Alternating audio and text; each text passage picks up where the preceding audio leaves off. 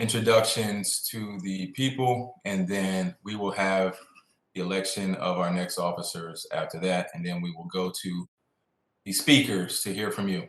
So I will start off with Representative Escamani. You can introduce yourself, then we'll go to Representative McCurdy, and we'll go from there.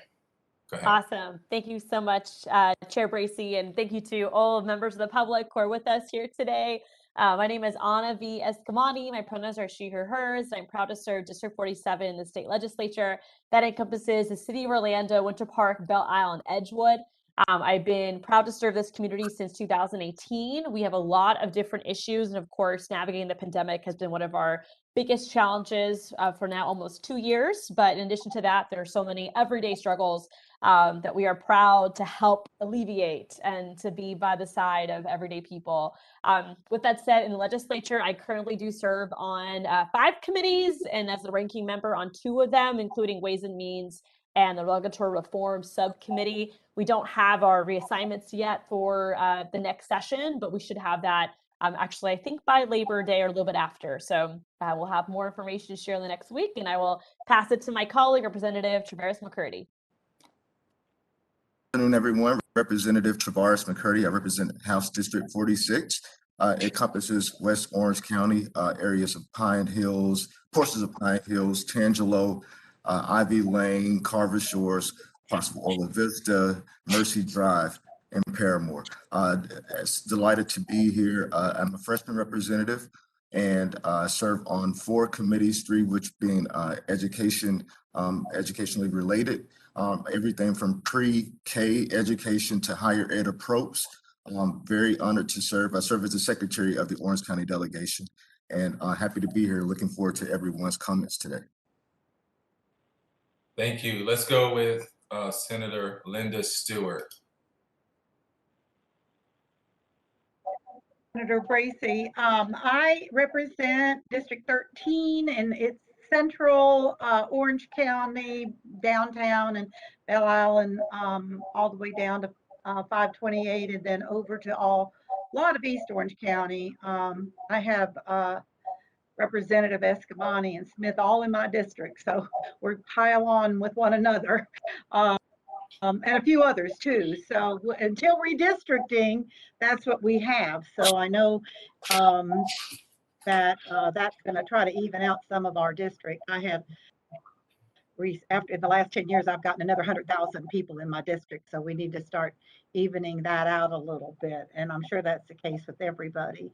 But I serve on 7 committees, and our committees are set. We're not going to change to other committees. And I'm the vice chair of the Environmental Committee, and I'm anxious to hear what everybody is concerned about. And we've gone through the first half, and now we're down to the people half. So I'm looking forward to hearing what is on your mind.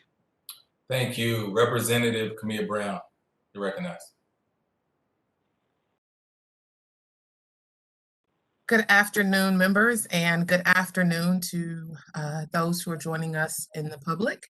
I am State Representative Camilla Brown. I proudly serve House District 45, which encompasses the areas in which West Orange County of Ocoee, the Lockhart area, the Pine Hills area, South Apopka, and East Winter Garden, and a little piece of the Orla Vista area as well.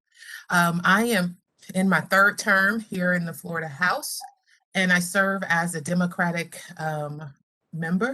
Democratic pro tem for the Florida Democratic Caucus. And the current committee assignments I have are a ranking member on Healthcare Appropriations Subcommittee, the Commerce Committee, and then I have subcommittees of Insurance and Banking, Tourism and Infrastructure, and Energy Subcommittee, as well as the Rules Committee. Happy to be here. Thank you. Representative Daisy Morales. Good afternoon, everyone. I'm Daisy Morales, State Representative, House District 48, and I represent the southeast side of Orlando. which entitles Azalea Park, Meadowwoods, Taft Community Center, and Chase in the South Chase. And also the Orlando International Airport is in my district. I serve in 4 committees, one on education and employment, education and lifelong learning, finance and facilities, and agriculture and natural resources. So I look forward to hearing your concerns this afternoon. Thank you. Thank you. Representative Joy Golf Marcel. Hi, good afternoon. I'm Joy Goff Marcel, representing District 30, which is parts of Orange and Seminole County. I was born and raised in my district, and my husband and I chose to raise our 3 children in this district. I'm a big supporter of public schools, and I serve on 5 committees where I was fighting for home rule. I'm not sure if I'll be on those same committees this session, but I'm up there supporting local rule, and I'm very much looking forward to hearing all your concerns and issues today. Thank you. Thank you. Representative Carlos Guillermo Smith. And good afternoon, Orange County. I'm State Representative Carlos Guillermo Smith. My pronouns are he, him, his, L, and I represent House District 49. I'm in my 3rd 2-year term, elected in 2016. And the neighborhoods that I represent in the Florida House include Waterford Lakes, UCF, Rio Pinar, Union Park, and Lake Pickett as well. I do serve on a number of committees in the House, the State Affairs Committee, where I'm the ranking member, as well as the House Professions and Public Health Subcommittee, where I'm the ranking member as well. I also serve on the House Pandemics and Public Emergencies Committee, the Healthcare Appropriations Committee, and the Insurance and Banking Subcommittee, and it is great to be here today. Thank you, Rep. Smith. And I am Senator Randolph Bracey, representing District 11, which is West Orange County, Ocoee, Apopka, Winter Garden, Oakland, the city of Orlando, and that is my district, Metro West. And I've been serving in the legislature for 10 years now and running for Congress.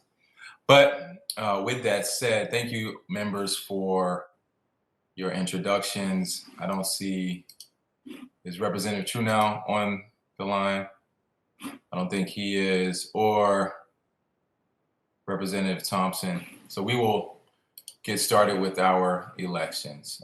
We will elect a chair, a vice chair, and a secretary. Our custom from past years is the vice chair moves up to chair, the secretary moves up to vice chair, and a new secretary is chosen.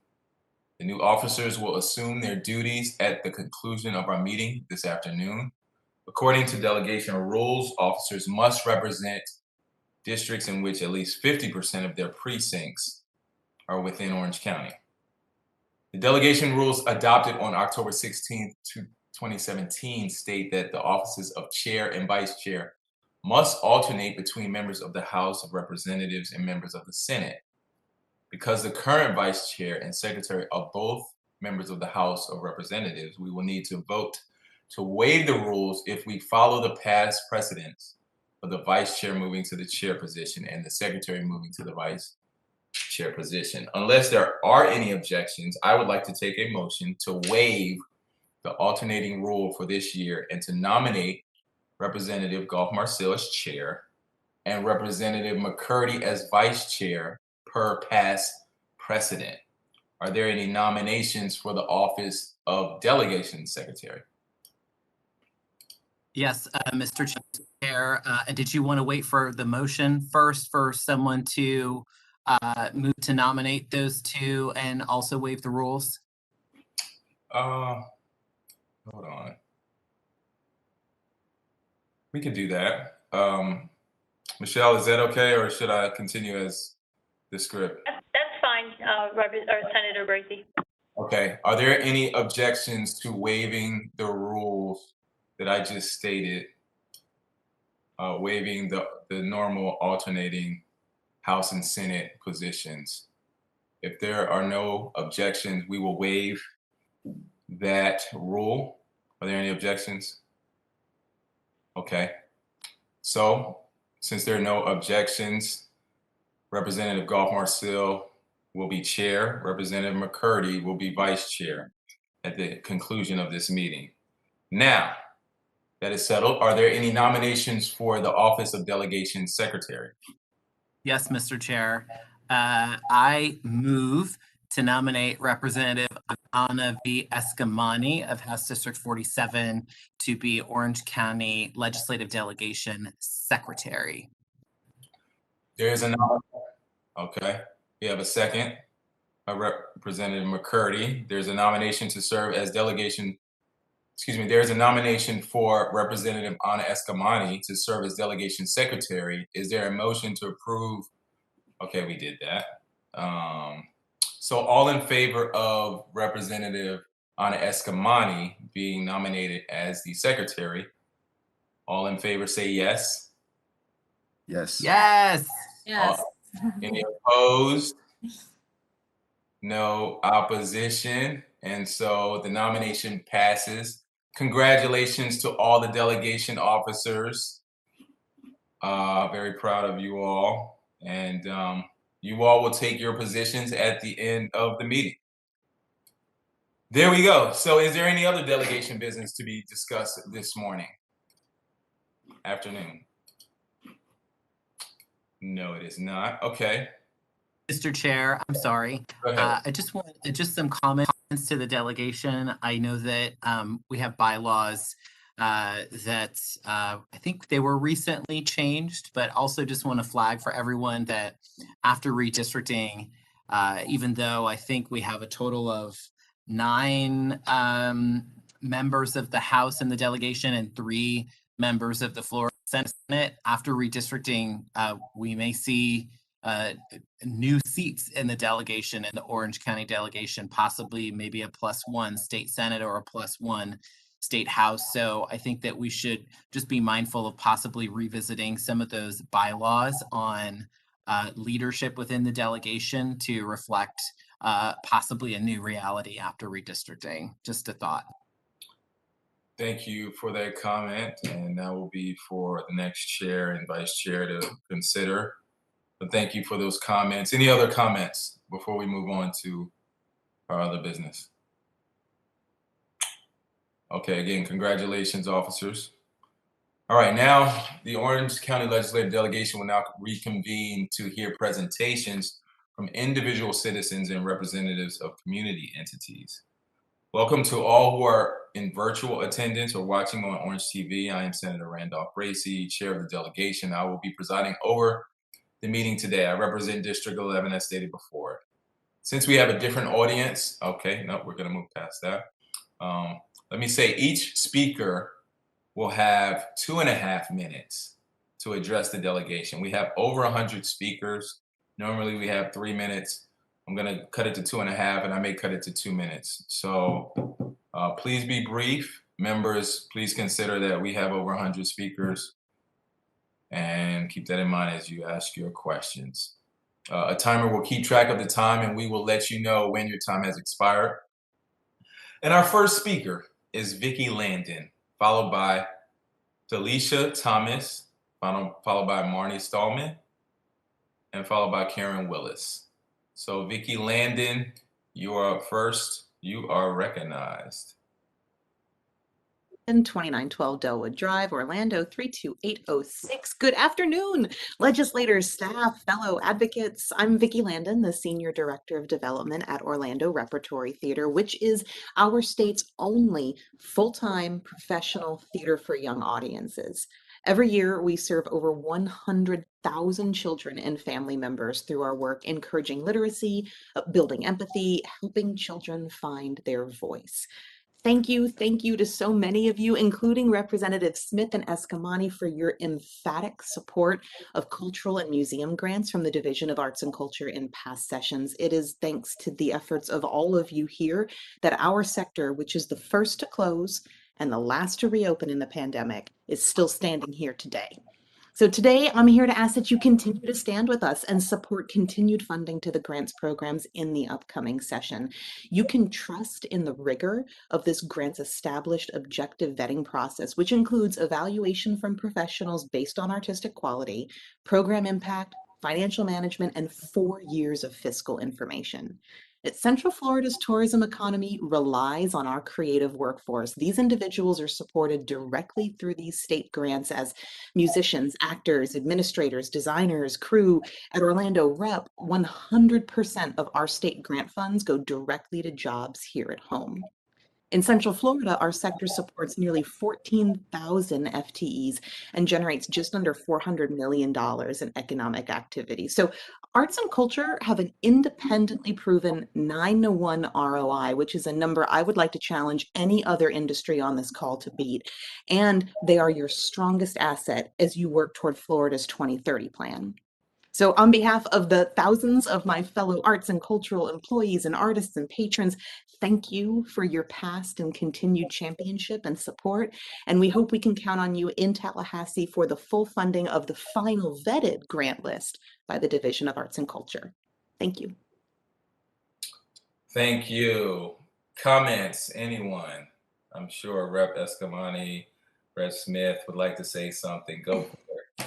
Thank you so much, Chair Bracy. I was just going to put in the chat to save on time, but thank you, Vicki, for all your incredible leadership. And, kudos to the Orange County Legislative Delegation. All of us have been vocal champions for arts and culture funding. And indeed, since 2019, we saw an 800% increase, and we actually were able to not only sustain it, but even increase it. So I urge all of us to continue in our efforts to help colleagues on both sides of the political aisle understand the value of this investment. There is a major ROI when we put money into arts and culture.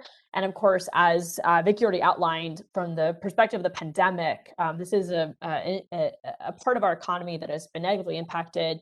Thank goodness for state funds. Thank goodness for the Shuttered Venues grant out of the federal government. All of that has helped these organizations be able to thrive throughout the pandemic, but we also need to continue advocating to restore that state funding back to its original point. So I look forward to doing that. And thank you again for your leadership. Thank you. You wanted to chime in, Rep. Smith, real quick? I was just going to say thank you, Vicki, for everything you and the Orlando Repertory Theater do. It's so exciting to continue to champion the arts and culture in Tallahassee, and we'll keep doing that. Awesome. Thank you so much. And I am also a big supporter of the arts. I wrote and championed the African American Facilities Museum grant that we saw for $30 million. And I think we'll be coming back this year for some programming dollars. And so with that said, we have your back, and Vicki and the entire arts community. Thank you for coming on. Talisha Thomas, President and CEO of Healthy Start. You're recognized. Alicia Thomas, Executive Director of the Healthy Start Coalition of Orange County, with that being 1040 Woodcock Road, Orlando, Florida 32803. I am in my third week of directing the Healthy Start Coalition of Orange County, stepping in the tall heels of Linda Sutherland, which I'm sure many of you know so well. She was Executive Director for 20 plus years. So I have big shoes to fill. With that being said, of course, we want to recognize the support that we've had from you over the years, especially this past year in the pandemic, being able to move the needle on the postpartum Medicaid coverage. We want to make sure that we keep that coverage for our families, because of course we all know that they've been suffering more so now than ever, just with the basic necessities of life. And with that, the mental health perspectives and trying to meet the basic needs have had an overwhelming strain on our families. The successes we've had in the past year was serving over 14,000 families with the home visiting services and referrals that the coalition is well known for providing in the community. We have had a tremendous screening history of about 90%, 95% or better infant screens, and 70% in our prenatal screens. We want to definitely increase upon that. The virtual relationship that we're having to have right now with our families is a little challenging, but I think in this new world order, we're learning to do business in a different way. And that is just the way that we will have to operate moving forward. There is no going back. I want to say a special thanks to Representative Brown, because I know that she was instrumental in a lot of the things that we had to do this year. And as I get acclimated with the county and our ongoing works, I want to make sure that we continue to capitalize on those relationships, especially as we go into this next legislative session and get out in the community and start to reacclimate with our families and put our hands on them again, so we don't become disconnected with them and their needs. There's something to be said for the touch of another human being and being able to connect with someone. And even though we've gone virtual, we still want to have that ability to let them know, all of our families, that we are there, because it's just not in the circle of maternal and child health. At this point, we're taking care of the whole family, and its extension from mothers, fathers, grandparents, and significant others that are all playing a part in the family unit. So I'm just bringing new greetings, a fresh face to this, hopefully a different aspect.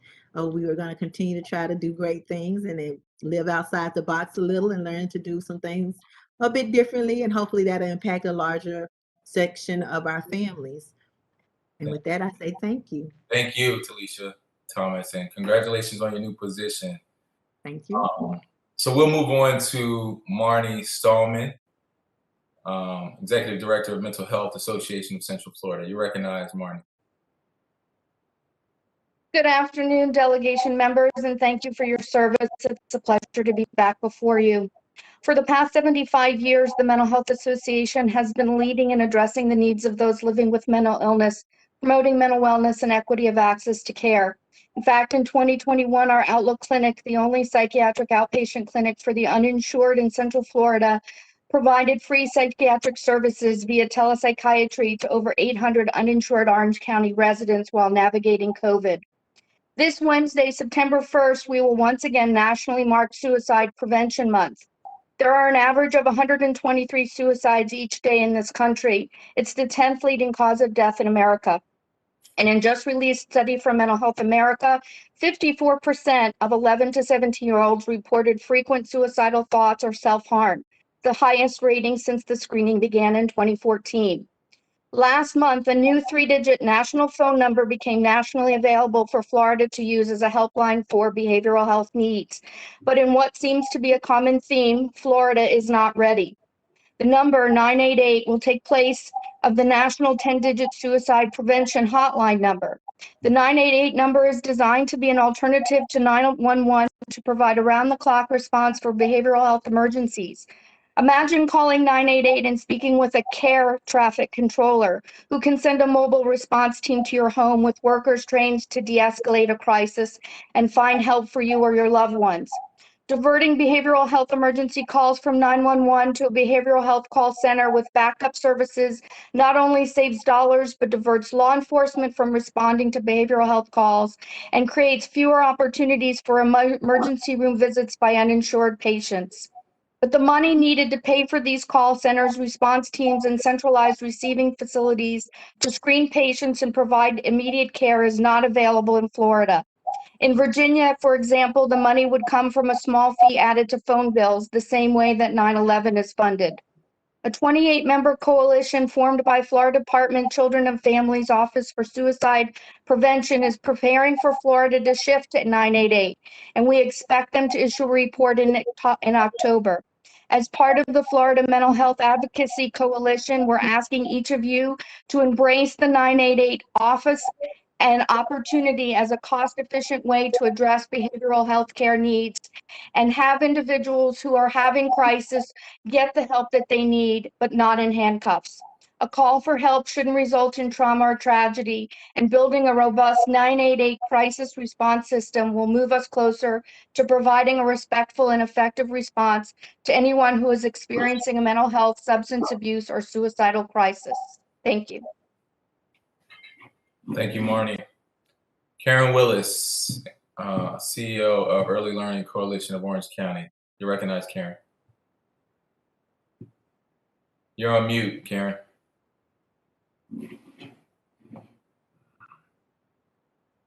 I think you have to press the unmute button. Thank you. Sorry. I've been doing this all day. Again, thank you, Mr. Chair. Thank you, members of the delegation, and congratulations, Senator Stewart, for the passage of your child care alarm bill. Because of you, children are much safer. Thank you. I'm Karen Willis, CEO, Early Learning Coalition of Orange County, 7700 Southland Boulevard, Orlando 32809. As you are aware, when COVID hit and others sheltered in place, childcare and early learning programs remained open. They stayed open to serve the children of first responders and healthcare workers, gas station and grocery clerk, delivery drivers, warehouse workers, all the occupations that were deemed essential to keep the rest of us going. They stayed open knowing they risked their own health because there is still no vaccine for children the age that we serve. Pre-COVID, the industry, which is primarily composed of small women-owned businesses, roughly half of whom are women of color, was already feeling the effects of Central Florida's $15 an hour marketplace. Now the situation is even worse. Last week's survey of 25% of our providers showed 440 teacher openings, resulting in almost 1,300 children on wait lists. These are provider wait lists. These are not the coalition wait list. I have dollars to put children in care. Providers just don't have teachers to open classrooms. So my ask is a simple one.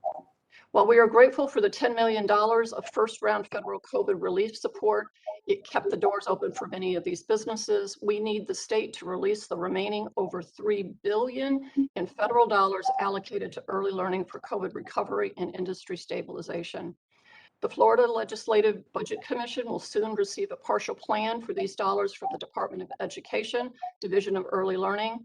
This part of the plan will invest roughly $400 million in COVID relief funding for early childhood programs. Our own Senator Linda Stewart serves on the Budget Commission, and I ask that you all join her to push for expedited support to get this money released. We cannot afford the collapse of an industry so vital to our economy. It's about not only today's workforce, but also tomorrow's. Thank you for giving me time today, and thank you for all you do on behalf of Florida's youngest children. Thank you, Karen. Any questions? Okay, appreciate you being here, Karen. Thank you, sir. Yep. Dennis Frades, Chair of the Veterans for Equal Rights, you are recognized. Senator, he did not make it into the call today. Okay, no worries. Mike Trepper, Director of Prodigy, Cultural Arts. Good afternoon, and thank you, Chair Bracey, and good to see everyone. Oftentimes we see you in person with our youth in Tallahassee or in your local offices. Hopefully we get to see a chance, get to see you soon. I'm Mike Trepper, Director of Prodigy Cultural Arts, and many of you know Prodigy, and I see some smiles and some head nods for our longtime partnership in Central Florida with Orlando Neighborhood Improvement Corporation and other youth serving organizations. But for those who don't know, we are a 20-year-old youth development organization that utilizes the arts as a vehicle for positive youth development to keep kids on the right path. In fact, we are a state-funded program, but allocated through the Florida Department of Juvenile Justice and had a long-time 20-year relationship with DJJ. And we do an amazing work of keeping young people out of the system. In fact, DJJ tells us that 99% of the kids involved in Prodigy do not get in trouble with the law. And that is an amazing statistic and the great ROI. And you heard this earlier about the arts and about keeping our community safe. Well, we know in Florida, it costs over $60,000 to incarcerate a juvenile for 1 year. Well, it costs about $1,500 to prevent a young person from going into the system when they're enrolled in Prodigy. That ROI is tremendous. And so the more that we can keep young people on the right path, doing constructive things in the out of school time arena, the better. We've been doing that for 20 years with your help. We continue to bring in millions of dollars into Central Florida through our partnerships in order to continue to provide Prodigy. And I'm here, I come back every year and talk to you about Prodigy. And I want to say thank you once again, because we know it was a tough budget year. We, just like a lot of groups, managed to make it through in the pandemic. Could you ever imagine young people doing art via Zoom, drum classes, dance classes, other types of visual arts, where we did grab and go art activities and made sure some of our most vulnerable young people we're still taking classes with their instructors to keep them on the right path. And we were able to do that. So once again, Prodigy Cultural Arts, 20 years. We celebrated our 20 years with your help. We hope to have another 20 more. So I want to thank you for your continued support. We hope to see you this January when we come up for Children's Week and want to visit your offices in Tallahassee. It's always a great trip, and we appreciate always coming to your office, and you're so welcome and kind to our young people. Great opportunity for them. And so thank you very much on behalf of Prodigy Cultural Arts, and we really appreciate your support for all the work and hard work you've done this past year, especially during the time of the pandemic and still being virtual, but we hope to see you in person again soon. Thank you, Mike. Thank you so much. It's always a pleasure. See, go Real ahead. quick, Chair Bracy, I just wanted to thank Mike for your advocacy for Prodigy Cultural Arts. And while we're not in person in the delegation chamber, I'm told I can bring props. And this is Prodigy artwork from one of your students from a few years ago that was given to our office. We proudly have it on display here in our office. I just want to show members of the delegation. It's so great to be able to see students express themselves and find out who they are through art, through Prodigy cultural programs. So thank you for your service, and I'll continue supporting Prodigy. Well, thank you very much, Rep. Smith. We really appreciate it. And yes, anytime you can show off artwork, we really appreciate it. And again, and thank you, Chair Bracy, for your longtime support through ONIC and your contacts and colleagues there. And we really appreciate all the delegation support and hope to bring more Prodigy program to the area very soon. Absolutely, my pleasure. My pleasure to do so. Good to see you, Mike. Good and I wanted to recognize Rep. Geraldine Thompson, who joined. Did you want to say something briefly, Rep. Thompson? You're on mute. You're on mute, Rep. Thompson. Good afternoon.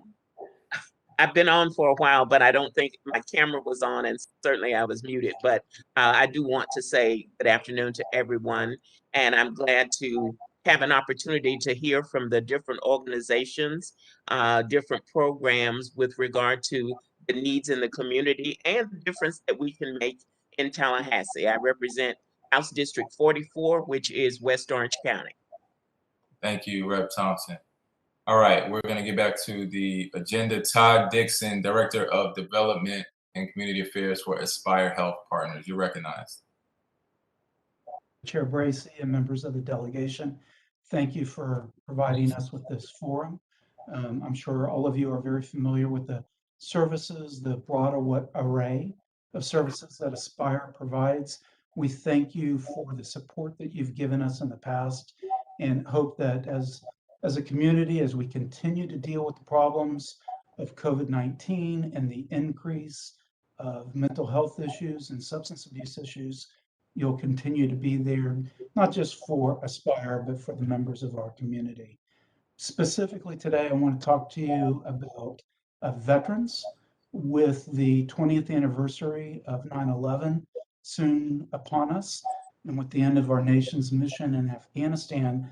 We're reminded of the sacrifices that many veterans gave and the sacrifices of their families. These anniversaries and the events over the past few weeks in Afghanistan are highlighting the mental health needs of our veterans and of their family members. Many of those family members are not able to access services in the same manner that their veteran family members can. So Aspire is part of a national network, the Cohen Military Family Clinics. They target 9/11 veterans and their family members. We operate a clinic in Tampa, and we have another partner agency in Jacksonville, and combined we serve the entire state of Florida. Excuse me. Last year, we were recipients of increased funding for these two clinics. We would ask that in this year's budget process that we not only renew that funding, but that we find some way to grow the services for those who did serve and their family members who need our support. Thank you. Thank you, Mr. Dixon. Any questions, members, comments? Okay, thanks again, Todd. You're welcome. Appreciate it. We're gonna ask Lorraine McBride from Step Up for Students to come up here and speak. Hello, my name is Lorraine McBride, and I have two parents who are on the Family Empowerment Scholarship who are going to speak with you today. Juliet? Good day. My name is Juliet, and I live here in Orlando with my husband and our two boys, Aiden and Amari. In the past 4 years, we have gone from being homeless to becoming homeowners. We endured difficult periods with the help of the Choice Scholarship. The years have become very strife for our family, and we were living in an area in a part of town that required our sons to attend D or F schools. And I wanted better for my kids because I knew that education was key for them to have that better life. When we were homeless and living at the coalition shelter, my husband and I, we applied for the Family Empowerment Scholarship. Because we were homeless, the Family Empowerment Scholarship didn't, us being homeless didn't matter for our children to attend a private school. They didn't care about our zip code. They didn't care about our living situations. I remember asking if we had to live in a home or be in a particular zip code for our children to be enrolled at this very nice, at the time, school or called Orlando Day Nursery. And when, I'm sorry, I'm just a little bit nervous. But what I'm trying to say is that because of our zip code, oftentimes we don't have the choice of picking a luxury school for our children. And the Family Empowerment Scholarship really gave me a voice on what school my children can attend. And I was able to look up a list of private schools in our area and visit those private schools and ask like, hey, our family is facing homelessness. How do you guys support families that are facing homelessness? And then does it matter if we live in a different zip code? And the school said, no, we don't have those boundaries like public schools would have. Both Aiden and Amari are on Family Empowerment Scholarships and are flourishing at Alpha Learning Academy, which provides consistency and structure for both of my boys, which is something that I value. It also offers tutoring to help fill in the gap for the experience that we've had due to homelessness and our family strifes. We do not have a choice with a lot of what happens to us in life. We can't choose our families, our neighborhoods, where we grow up, or our circumstances. But thanks to the Family Empowerment Scholarship, I could choose, we could choose, my boys could choose where and how they go to school and what type of education that they want. Ms. McBride. That choice is very important to me and our family, and all families that deserve all families deserve that same kind of choice. And thank you so much for your time. Thank you. Thank you for sharing your story too. You did a great job. Any questions or comments, members? All right. Thank you so much, Ms. McBride. We appreciate you coming on.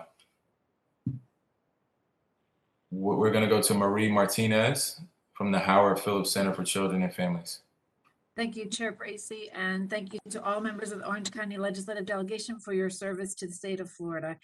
I wanted to talk to you today, of course, about your most vulnerable constituents, and that is the children in Central Florida. And in particular, children that we serve have additional vulnerabilities. So this is the population of children who are reported to the abuse hotline for child abuse and neglect concerns. These are also children who have any kind of a delay or special need through our Early Steps program, and also children who are at risk for abuse and neglect in our Healthy Families program. So these 4 programs, we're most grateful to you for ensuring that we sustained level funding in the last legislative session. That was really important. We are seeing a greater demand for our services than ever before. We also transitioned our services, most of them, to virtual platforms. So we're doing telemental health services for abused and neglected kids.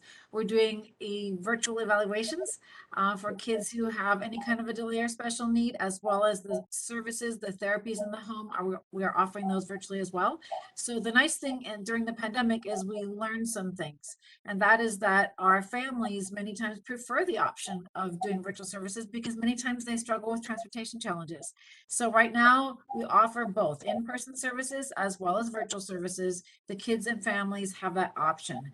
I will tell you that you may have heard us talk in the past. If you come to see us, I always talk about the over 10,000 kids we serve every year. The state funding that we're discussing here across these 4 programs encompasses, serves 9,000 children, over 9,000 children every year. So that's the percentage and the impact on your constituents. We tend to get about 10% of the funding. So if you see the total budget for healthy families under the Department of Children and Families, we get about 10% of that.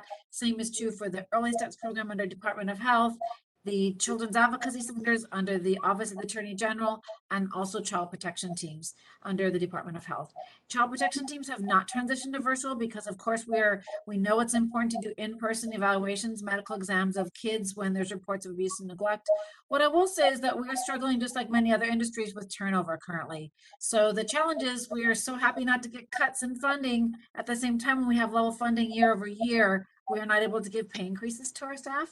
Or if we do give increases, less and less of that funding supports the increases in the salaries. And so we are seeing that a lot of our staff are really making the decision to stay home and provide childcare for their kids because the cost is so high. Really just, I would say, an impact here. So if there's an opportunity in the next session to continue to support these programs that serve your most vulnerable constituents, we greatly appreciate your consideration and support. And thank you again for your time today. Thank you, Marie. Always a pleasure. Any questions for Marie Martinez?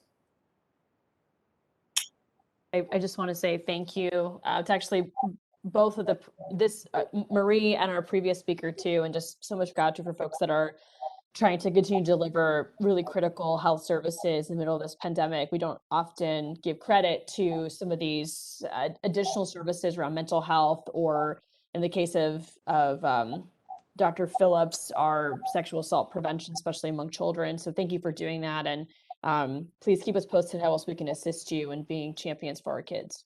Thank you so much. We appreciate your support, Representative Eskamani. Thank you again. All right, we're going to move to Ann Koppenhaver, Orange County District Chair of Floridians for National Popular Vote. Ann, you are recognized. Thank you, Chairman Bracy. I am Ann Koppenhaver, resident of Orange County, co-chair of the 60-member local group supporting Floridians for the National Popular Vote.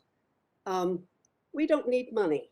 What we need is your help supporting getting a hearing for the bills that will be introduced in the Florida House and Senate called State Compact. In your handouts for this meeting, you have the text for that bill, and you have a page of graphics giving you salient information about the national process, as well as sources for more information. I'd like to just highlight a couple of things.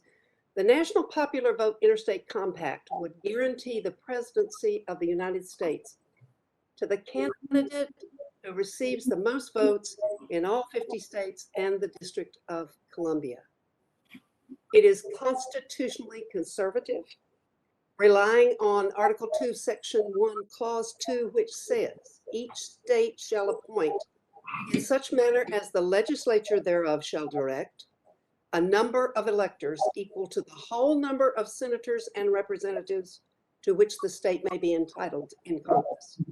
Thus, this bill does not require abolishing the Electoral College or changing the U.S. Constitution. It requires only state legislative action to have Florida join 15 other states and the District of Columbia, which have already passed this measure, representing 195 electoral votes to this point. The compact will go into effect only when states with a total of 270 votes have enacted it. It's a nonpartisan issue. In Florida, it has been embraced by members of both parties. A significant number of Floridians, in fact, a 2017 study by Florida Atlantic University, 68% of Floridians approve of electing the president by national popular vote rather than the current Florida procedures.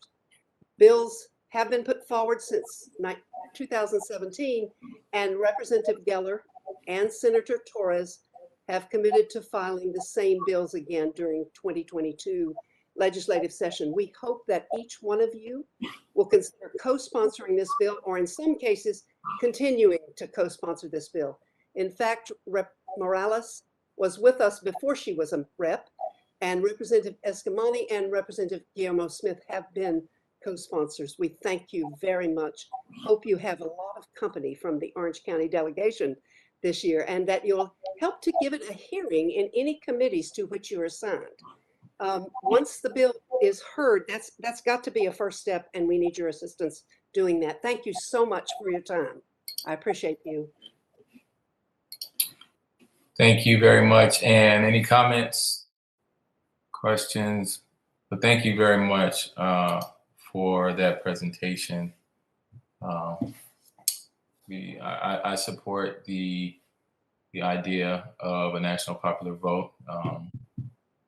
So I know we will try to push to get it heard. I mean, but you may understand the environment in Tallahassee, but I do support that initiative. So thank you so very much. Absolutely. Bill McDermott, Bill DeMott, I'm sorry, from Carrie Ann DeMott Foundation.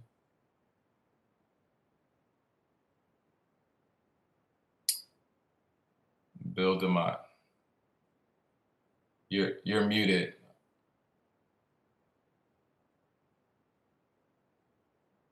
How's that? There you go. Thank you, sir. Thank you for your time. Thank you, everyone. My name is Bill DeMott. I represent the Carrie Ann DeMott Foundation, based here in Central Florida. The foundation was established after my daughter, 20-year-old Carrie Ann DeMott, was tragically killed by a multiple DUI offender on October 10, 2015. Since that time, we formed the foundation to educate the community and students and organizations, and we have tried to introduce Kerry's Law, and we are honestly looking for sponsors. And the Kerry's Law is not about Kerry; it's about making those who have been driving drunk, impaired, and distracted being held accountable. This is about making sure there's not another Carrie Ann. In 2021, there have been over 1,100 DUI arrests processed in the Orange County Sheriff's DUI Center, and the year's not over. The time and effort and coordination of multi-agency DUI operations and arrests made by officers, troopers, and deputies that go out specifically looking to stop drunk, impaired, and distracted driving commands that we make sure their work is not just busy work. We have created and continue to foster a repeat offender mentality because we do not hold the offender or the lawmakers accountable for the laws that are set in place to protect us. Kerry's Law is asking for accountability, not only from the offender, but from our lawmakers and judges. I'm asking for accountability by this governing body and for all families that have been affected by this preventable tragedy. We need sponsors to take Kerry's Law to Tallahassee and to see it all the way through. We're not a big foundation. We're not sponsored by big corporations, and we don't benefit from any proposal that we make. And I'd like to thank Senator Stewart and Representative Escamani for their help in the past in helping us form the language that's prepared for this coming legislation. Tomorrow, I'll be speaking in front of other schools and universities and youth groups, and we'll continue our victim services program here in Central Florida to assist families that have been affected and suffered by loss. And I'm hopeful that we'll be able to say that we as a community, led by this legislative delegation, are doing everything possible to ensure communities' safety, and that if you're caught driving drunk, impaired, distracted, you will be held accountable. Carrie Ann DeMott was 20 years old. He was going to change the world. He was going to make a difference. And Kerry's Law can help other families do that before we have another tragedy. Thank you for your time and consideration. Thank you, Bill. Thank you for sharing your story also. Any comments, concerns, questions? All right. Thanks again. We're going to move to Rick C. Slack of the Boys and Girls Club of Central Florida. You're recognized, Rick. Good afternoon, and thank you, Senator Bracy and all you legislators. We appreciate it. My name is Rick Cieslak. I'm a 15-year board volunteer for the Boys and Girls Clubs of Central Florida. I'm actually president of the Florida Alliance for the Boys and Girls Clubs. I want to thank you guys for your funding from last year. As you know, we've done an economic study, and the economic study came back for every dollar that's invested in the Boys and Girls Clubs of Central Florida, or the Boys and Girls Clubs in all of Florida, you get a $9.60 return on future and current earnings. It won't surprise you if I can tell you how trying the times were last year for the 11,000 children that we serve here in Central Florida. I'm going to give you a couple quick stories of two boys that were living with their mom in Carver Shores home, who lost her job at IHOP during COVID. She had to move them out. They moved into a hotel. She was their primary caregiver, and she was doing a great job before she lost that job. And the boys would come into the Boys and Girls Club, and they would be very hungry. And we feed these kids for the mealtime, and they would just wolf down their food. And the staff got really committed to these two boys. And one day when their mother came to pick them up, she was kind of frantic, and he could tell she was under the influence, and we had to call social services and move her with a different family. These are just some of the issues that we run into on a daily basis. We have another girl that was living with her mom. Living with her father, and her father got deported right before the pandemic started. And so we had to find assistance for her and find a place for her to live.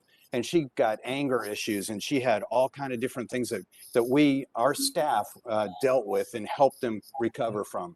We work with children like this all the time. And our whole goal is to give them constant guidance, give them loving discipline, and show them a path to a productive and healthy adulthood. I know we don't have a crystal ball, and we know these interventions are very helpful.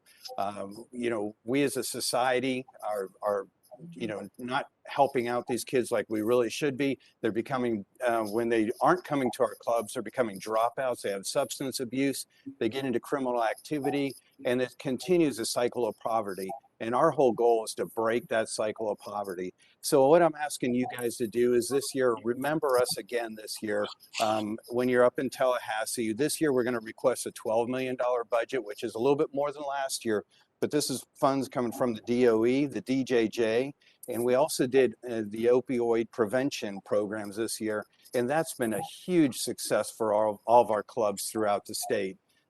So on behalf of all the children in Orange County and the state of Florida, they're all dependent on us, and we're all dependent on you guys to continue your support. Thank you, Rick. We're very familiar with Boys and Girls Club, and thank you for the work you all are doing. Thank you very much, Senator Bracy. You guys have a great day. All right, you too. Kelly Quintero of Second Harvest Food Bank of Central Florida. Good afternoon, Chair and members. As you know, my name is Kelly Quintero, and I'm the Director of Advocacy and Government Relations for Second Harvest Food Bank of Central Florida. We are the largest hunger relief organization in Central Florida that provides food assistance to our 6-county service area through the help of our 550 feeding partners. So just want to take a quick field trip back to March 2020. If you remember, at that point, our community started seeing those furloughs, layoffs, and almost overnight, we saw the need for food assistance double. And many of those that were left without jobs were our very own culinary graduates. So for those who are unfamiliar with this program, it's a 16-week program for people in our community who just need a second or third shot at life. And we have chefs on staff that teach students the ins and outs of working in a culinary kitchen, and we couple that with life skills. And that's how to write a budget, how to make a resume, time management, things like that. So at the start of the pandemic, we brought on these graduates to help us make boxes of meals for schools, homebound individuals, and a few other programs.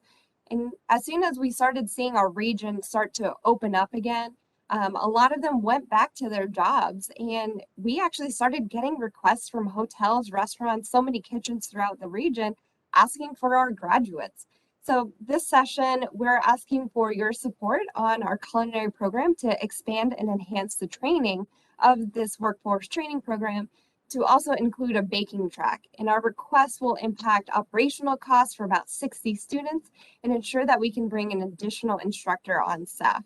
with over 385 graduates and a 95% job placement rate and an estimated 308% return on investment. We're pretty sure that we can continue this success in our region, and we hope that with your support, we can continue to do so as well. Thank you. Thank you, Kelly. Any questions, comments from the delegation? Appreciate the work you're doing over there at Second Harvest. Thank you so much. Paul Owens, 1,000 Friends of Florida. You're recognized. Thank you, Chairman Bracy and delegation members. I'm Paul Owens, president of 1,000 Friends of Florida. We're a nonprofit, nonpartisan organization based in Tallahassee, but Orlando has been my home for the past 20 years.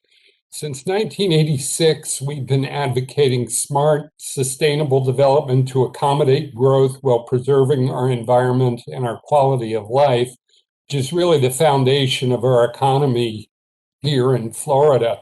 Sustainable development is especially critical for Orange County, considering the county's population increased by nearly a quarter over just the past decade.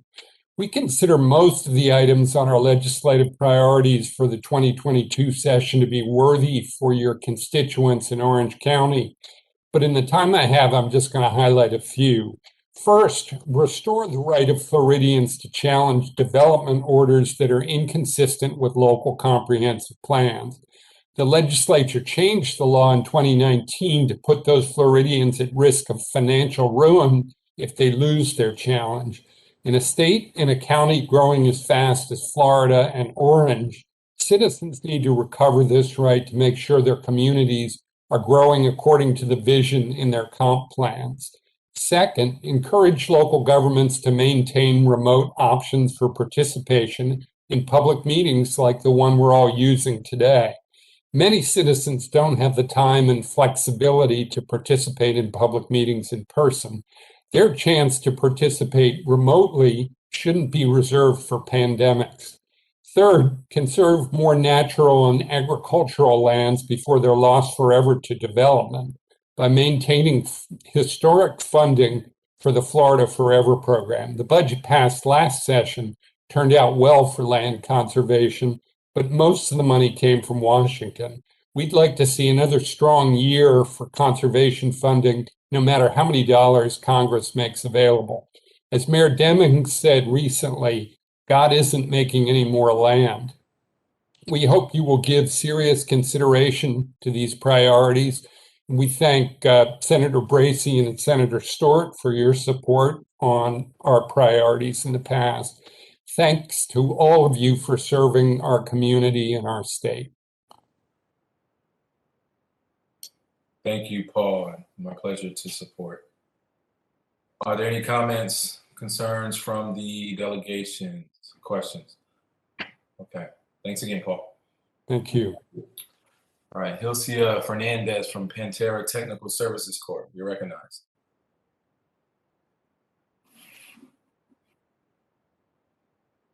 Hilcia Fernandez? Yes, I can hear you now. Hi, good afternoon. I just want to say thank you to the delegation to having me. Thank you to Daisy Morales to invite me. Everybody knows me as Tatiana, but my real name is Ilcia Fernandez. We are president from Pantera Technical Services. And we have been probably involved with high school students for several years, as we have volunteered our time, technical knowledge to serve Jones organization in Central Florida, which at least was robotic program that is honest at Florida Public High School. We have been for fun of providing technical know-how, real life experience, have been able to guide a few students to a good paying job while avoiding the extra cost of college infractions of the time. There are plenty of students that can benefit from our training program, but there is a lack of funding for the kind of program we offer. We can provide the training and certification to work in healthcare equipment repair field, as the most least hands-on kind experience for our kids are not bound to college. It's a great alternative to keep them engaged and grateful employment. We can share a specific student story that once they have spent a few months with us, they're nearly acquiring skills. But the problem we have right now is because we are not a school, we're just a certification program. They don't be approved by the career sources or veteran programs, and we would like to work with them to see if it's a possible.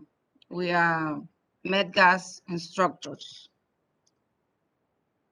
for the hospitals. And we would like to see if we can receive some support from you guys to continuing working with our kids and students. Well, thank you, Hilcia. Thank you. Yep. Any comments? Brett Morales, would you like to say something? Yes, thank you, Senator Bracy. I would like to bring this up to everyone's attention. This organization, agency is certified. And what I had experienced, I went to their facility, I noticed that they have the accessibility to have certifications.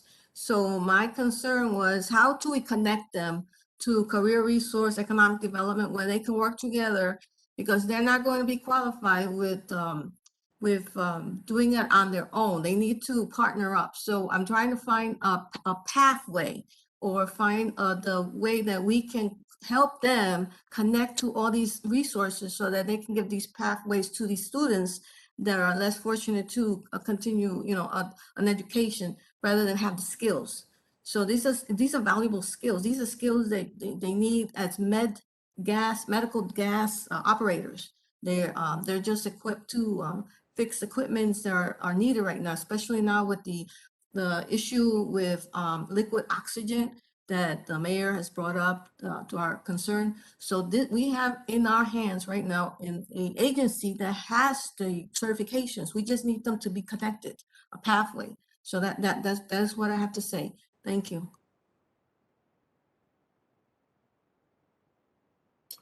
Thank you. Maria Bledsoe, Central Florida Cares Health System. Thank you, everyone, for your time. My name is Maria Bledsoe. I'm the Chief Executive Officer for Central Florida Cares Health System. We are one of 7 managing entities in the state of Florida that oversees the state mental health and substance use funding for Brevard, Orange, Osceola, and Seminole counties for the uninsured and underinsured population. We contract with over 30 providers in our region. Last fiscal year, our network served approximately 27,000 distinct, unduplicated individuals in a COVID environment. We positively impacted thousands of individuals' lives and provided the services such as care coordination, children's mobile response team, opioid medication assisted treatment programs, and recovery support services in the community, thereby avoiding the intensive, costly services such as residential. Our provider network was quickly switched to telehealth services in order to keep the capacity in our region and for services to be uninterrupted. With numbers such as 13% of individuals report either new or increased substance use due to COVID stressors.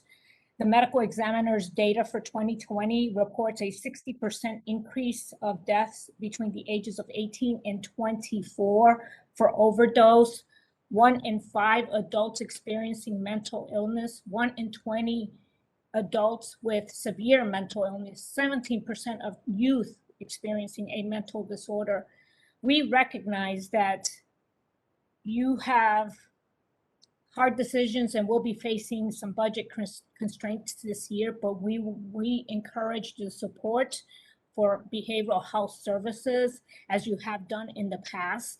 We're here to answer any questions that you may have related to the resources in the community, data to help support in decision making, Care coordination readmission rate since 2016, just for our region, was 3.85%. That's 20 individuals since 2016 out of the 154 that were served in the community avoiding deep end services. Again, we request that you support and advocate for behavioral health services. Thank you for your time. Thank you, Maria. Any questions, concerns, comments? Chair Bracey, would I be able to add something real quick? Go ahead.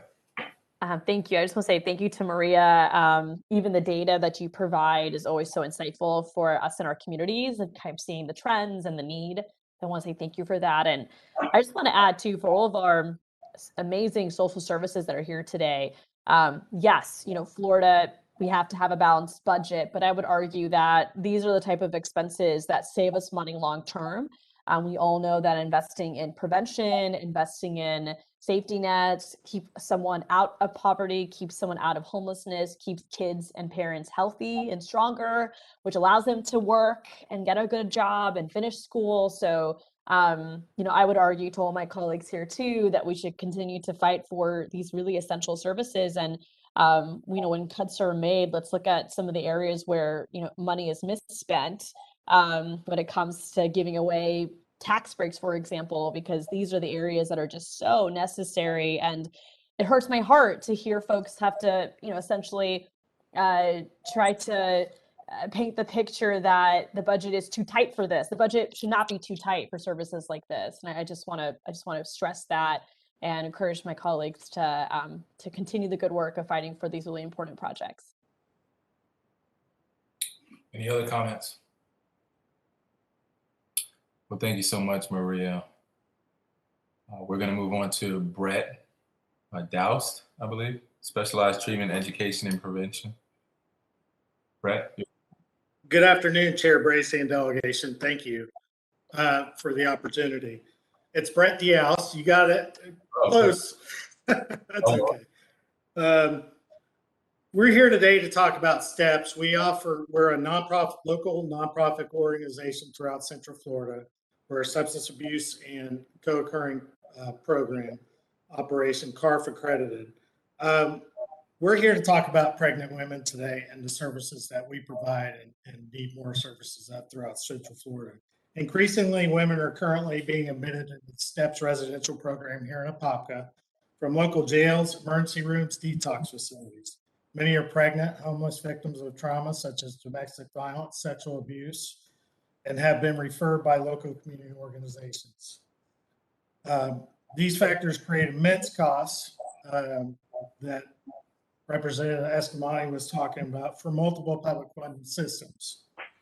Although we like to provide a holistic approach for the clients. We provide transition skills, education, vocational through other community partners. One of the issues with the women is that a neonatal abstinence syndrome for newborns costs about $53,000 per infant when they come out and they're addicted to opioids. This is a national cost. And then they spend that time in NICU, and then there's not the participation with the mother with the child either at that time. We're in need for residential beds, particularly substantial in Florida, the lowest drug treatment admission rates and a higher incarceration rate than the national average. Encounter with the criminal justice system could yield tremendous financial benefits for the community or our state. Considering the annual cost of incarceration averages more than $22,000, the fiscal cost of placing a child in foster care is $20,000. Yet medication-assisted treatment with education cost and evidence is only $4,000. According to the Department of Health overdose deaths in Orange County in 2020, we had 210, 180 were opioid related. The average age is 25.7 for all overdoses and 20.5 years old for opioid deaths. We know you support us. We've been around since 1983. But we know this is the epidemic as well. And it's a huge problem in this country, all over the world, and specifically this county by those numbers. So we appreciate your support in looking at funding more residential beds for pregnant women. We also have the ability to serve the care for the child up to 2 years old at our facilities. Thank you. Thank you for your time. Thank you, Brett. Any questions, comments? All right, appreciate it. Angie Hatfield, Family Reunification. You're recognized. Hello, thank you for having me. I hope you're having a great day today. Once again, my daughter has inspired me to become involved in a project, the Family Reunification Pilot Program. After almost a decade apart, in just a few short weeks, my daughter will be joining me. This time apart has been her incarceration. All of our communications, whether it's written, phone calls, visits, what have you, have been under the watchful eye of the DOC. Now we're going to get together without that watchful eye. Who are we now? I don't know. We're both very nervous. I've chewed off all my nails. Who we are not under that watchful eye is not the same. What if she puts the toilet paper under instead of over? I don't know. So I thought, well, I can't fix this. This is getting ready to be a reality. But what about other future families? Let me just say Objective 4F in the FTC Long Range Program Plan emphasizes family relationships in support of the governor's priority of public safety. I hear that term public safety a lot. I hear it in the media. I hear it in various associations. I hear it from elected officials. So I did some research into the term public safety and the definition of public safety, and especially in regards to how we use it now, and found some very interesting information. There's nothing like waiting to the 0 hour. Within the hour, every one of you will have emails, 2 emails. One will be entitled Public Safety. The other one will be entitled Family Matters, with all the details of the pilot program. Today, I'm not looking for money. I'm not looking for a bill. I'm just looking for support in the form of a letter. And let me just finish this by saying families are our best weapon in the arsenal against future crimes, future victims, broken communities, and broken lives. I appreciate your support today and in the future in this endeavor, and have a great weekend. Thank you. Thank you, Angie. Always good to see you. You're awesome. All right. Yeah. Wes Hodge, I appreciate it. Wes Hodge, Chair of the Orange County Democratic Party. You're recognized. Thank you, senators and representatives, for all of your hard work on behalf of our community. I wanted to talk to you today about redistricting, a tax on voting, or even wages, but I got news yesterday that changed all that.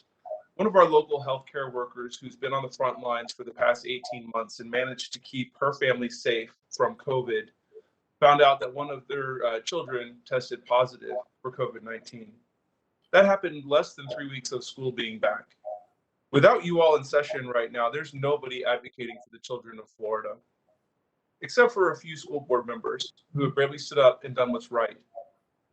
In return, the governor and the commissioner of education have targeted their specific salaries being cut from the county school board funding. As we learned on Friday, those actions are illegal. Our governor has also been pushing Regeneron, an experimental treatment, over proven vaccinations. Dr. Pino earlier told us that these treatments are far less effective than the vaccine. And the Orlando Sentinel has reported that one of the major financial contributors to that Regeneron treatment is a donor of Governor DeSantis. The governor has also failed to declare a state of emergency, but he didn't do just that. Went further and prevented any local official from protecting their citizens with the declaration of a state of emergency. I've been searching for the right words for the past few days, and all I can keep coming back to is genocide. This is an intentional killing of Floridians by the governor. I'm calling on all of you and any member of the legislature with a sense of decency or morality to stand up to Ron DeSantis and hold him accountable for his actions. I don't think that we can get an impeachment, but I feel like you can do everything you can to get in his way, to block his initiatives and protect us. Floridians are dying because of this governor, and I'm asking for you all to please save us. Thank you. Thank you, Wes Hodge.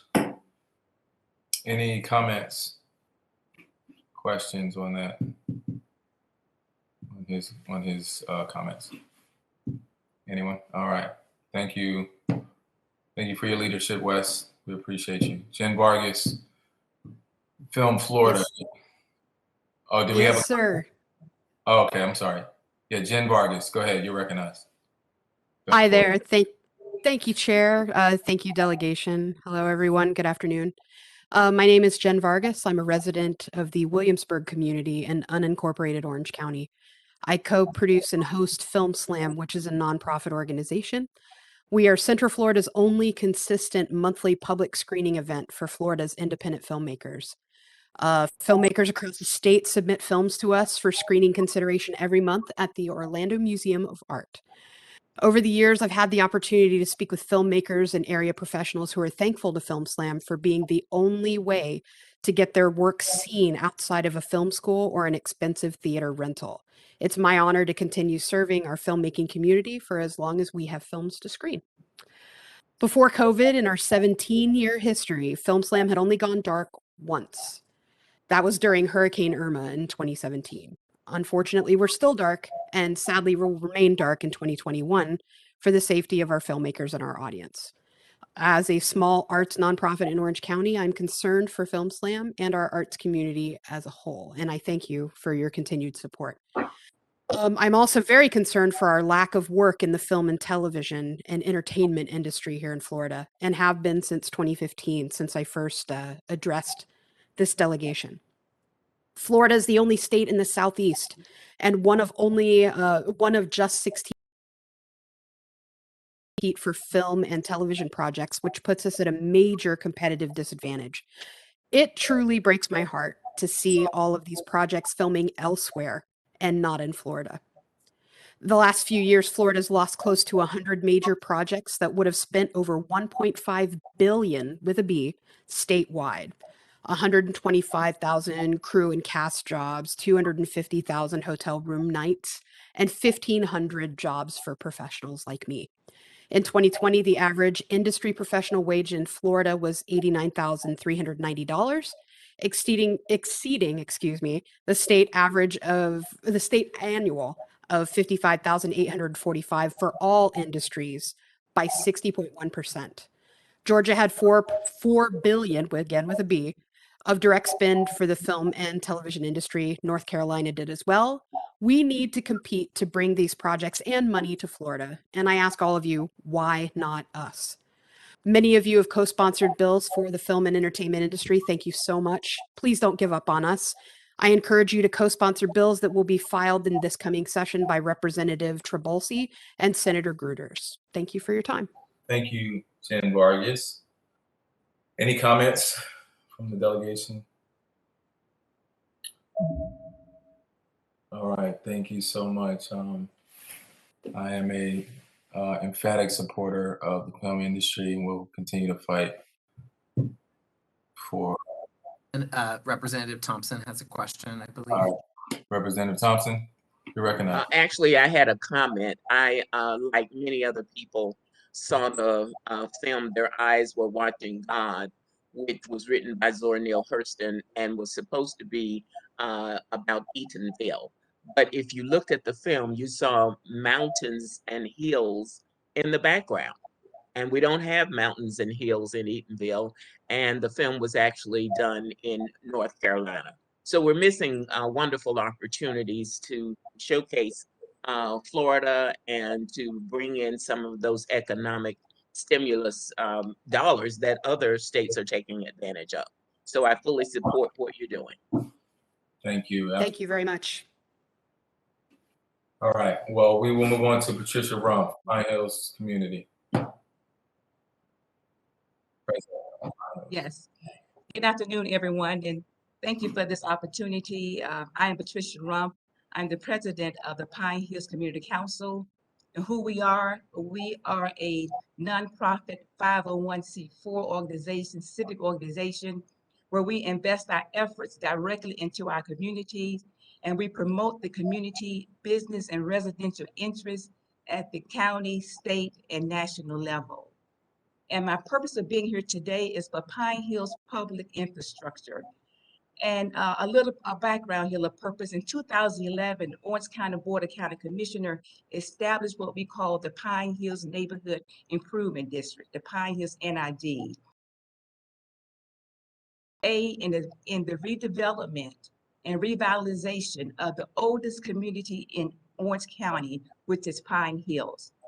And in order for the Pine Hills NID to accomplish that goal, the Pine Hills NID established a water waste treatment specifically that involved on-site sewage treatment and disposal system, servicing the properties adjacent to North Pine Hills Road as a priority that must be addressed in advance of future redevelopment efforts. To accomplish this goal, the Orange County Neighborhood Services Division, along with the Pine Hills NID, identified the Florida Job Growth Grant, managed by the Florida Department of Economic Opportunity, to fund this necessary infrastructure upgrade along the Pine Hills NID corridor. So a little bit more background. The Pine Hills NID corridor run roughly a mile down Pine Hills Road. And there's 173 parcels adjacent to that Pine Hills Road that is on this on-site treatment system, wastewater treatment system. This area also is along the Wekiva Spring and Rock Spring Basin Management Action Plan that you all are familiar with, that contributes significantly to the high percentage of nitrogen pollution on the on-site septic system within that plan. I'm gonna turn the page here again. So why am I here and why does Pine Hills need this public infrastructure? A little history. Since the inception back in the early 1950s, Pine Hills has been a blustering urban community. And still today, Pine Hills is still that blustering urban community with nearly 75,000 residents. But the infrastructure continues to serve this expanding community is substandard and need to be enhanced, in many places replaced. So what's going to be the outcome of this public infrastructure improvement? The economic impact of this project would be substantial, as it has potential for economic landscape for the Pine Hills community. It'll be inviting for businesses to come in and private industries to want to seek investment and redevelopment in the Pine Hills area. It also a positive impact of the community as a result of the infrastructure project, potential of 200 jobs, construction jobs, and an opportunity for jobs for the next 8 to 10 years. In summary, the residents within the Pine Hills community deserves to have access to utilities that many believe to be essential. We believe in providing the highest quality of life of our residents and the best possible economic environment for our business owner. This project, if you support it, it would also be the future for Pine Hills growth. It is a match project. Everybody on board with it. It's a $6 million project, a little over $6 million project. Orange County Utility is going to match over $2 million. So my request today on behalf of the Pine Hills Community Council and the other resident Pine Hills to don't remember Pine Hills.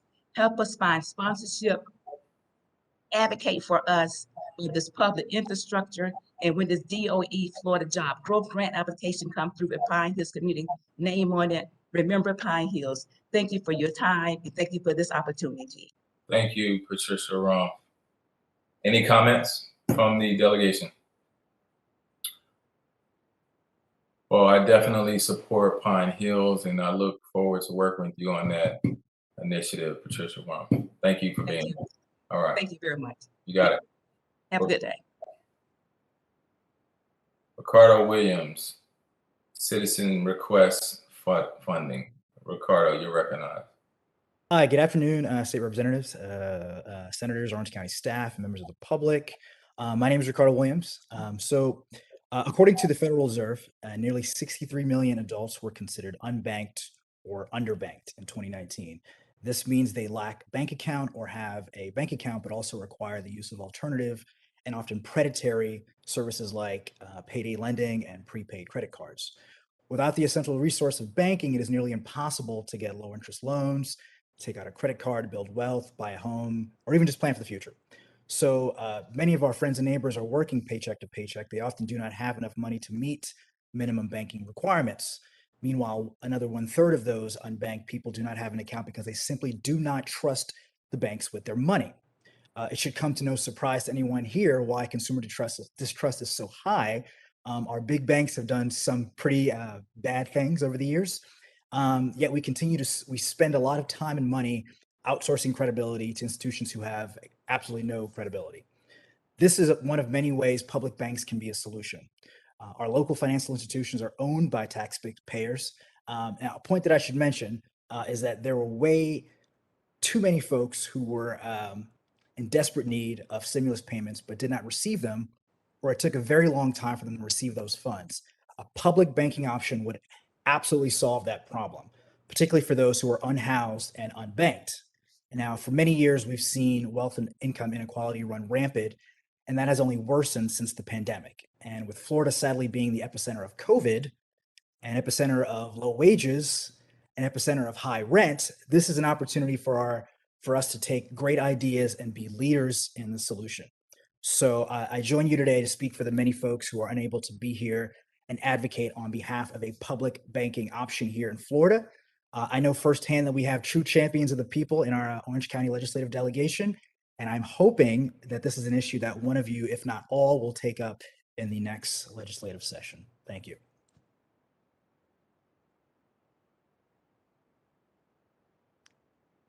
I see a thumbs up from Representative Guillermo Smith. Thank you. Thank you, Ricardo. We appreciate your testimony. Is everyone so quiet because I was too fast? Should I do it again? We got it. I'm kidding. We got it. Thank you, though. We appreciate it. Question here, Ricardo, what sort of solutions do you propose? I mean, have you spoken to any of the legislators for some suggestions? I have not. No, I have not. I've talked to a few folks who are not in our district. So there's a lot of initiatives for public banking happening all through California and of course the Northeast. And there are a few good examples of it in years past. The most obvious example is the Bank of North Dakota, where they have thrived for 100 years. And just, I may have come out hard against the big banks in my spiel, but that is a place where the public option has not replaced the private industry. The private industry is still thriving, but it creates an opportunity for people to have that public option. And it has, incredibly supported their agricultural system and their economy in North Dakota. And it's a great example of how that could be, that could be everywhere. And again, this is something that would have really helped folks during the pandemic. Again, most of you have been very supportive of folks who were in desperate need, and these people did not get their stimulus payments. Some of them still haven't gotten them. And with a public banking option, this is an easy way to disperse funds to the public, through a state of Florida bank or something specifically, with Orange County. But obviously, as state representatives and senators, this is I'm speaking to you potentially on a Bank of Florida option. So, but I would love to speak to any of you and some of my colleagues who could not join me today. We'd love to meet with any one of you at any time to talk about this issue. This is something I'm very excited about. Okay, send me an email. Absolutely. And it's good to see you, Daisy. Congratulations on your election. I know we haven't spoken since you won. Well, thank you, Ricardo. We appreciate you being on. Cole. Thank you. Neesmith, Executive Director of Creative City Project. You are recognized. Hello, honored to follow Ricardo, looking amazing in that tank top today. Thank you all for your support. I know that everybody on this call today is so supportive of the arts. That was abundantly apparent in the last funding go around. So thank you for all of your work. Supporting art is essential. And I know that you all believe that. I think one of the challenges we have is maybe elevating that conversation around art and the necessity of funding art among other parts of our state leadership. And so I think one of the things that I've really been focusing in on is that the strength of our state's economy 10 years from now is directly related to the investment we make in art and culture today. I was talking to a friend at lunch this past week. She's the only employee from her company that lives in Orlando, but over the next 18 months, that company will be moving several dozen members of their programming and technology staff from California to Orlando. And the number one thing that company is having to kind of fight with their employees on is around culture. There is a perception that a lot of the people on their staff have that they're moving from a place with a lot of culture to potentially a place with no culture at all, or one that's defined by our unofficial yet popular mascot, Florida Man. And one of the best ways for us to overcome a lot of the perceived lack of culture in our state when it comes to corporate economic growth and retention and recruitment is around arts and culture. Disney recently made their announcement of moving 2,000 executives and creative jobs to Orlando. So exciting. But I'm sure that one of the hurdles they're facing as well is the same, convincing their employees to make that move to a place that isn't necessarily known for its vast and vibrant arts and culture. All of us know that to be true, but I think continued and increasing funding of arts and culture will really help us continue to grow as an economic powerhouse as a state as a whole. Because the questions that those corporations are considering in relocation are ultimately, as a decision maker, is this the kind of place I want to live? And secondly, is this the kind of place where the talent we need will want to live? And at the end of the day, people might move to a place for a job, but they're going to stay here because the quality of their lives when they leave work every day. Quality of life is created through meaningful shared experiences, and that's what our arts and culture organizations do. That's what we're about.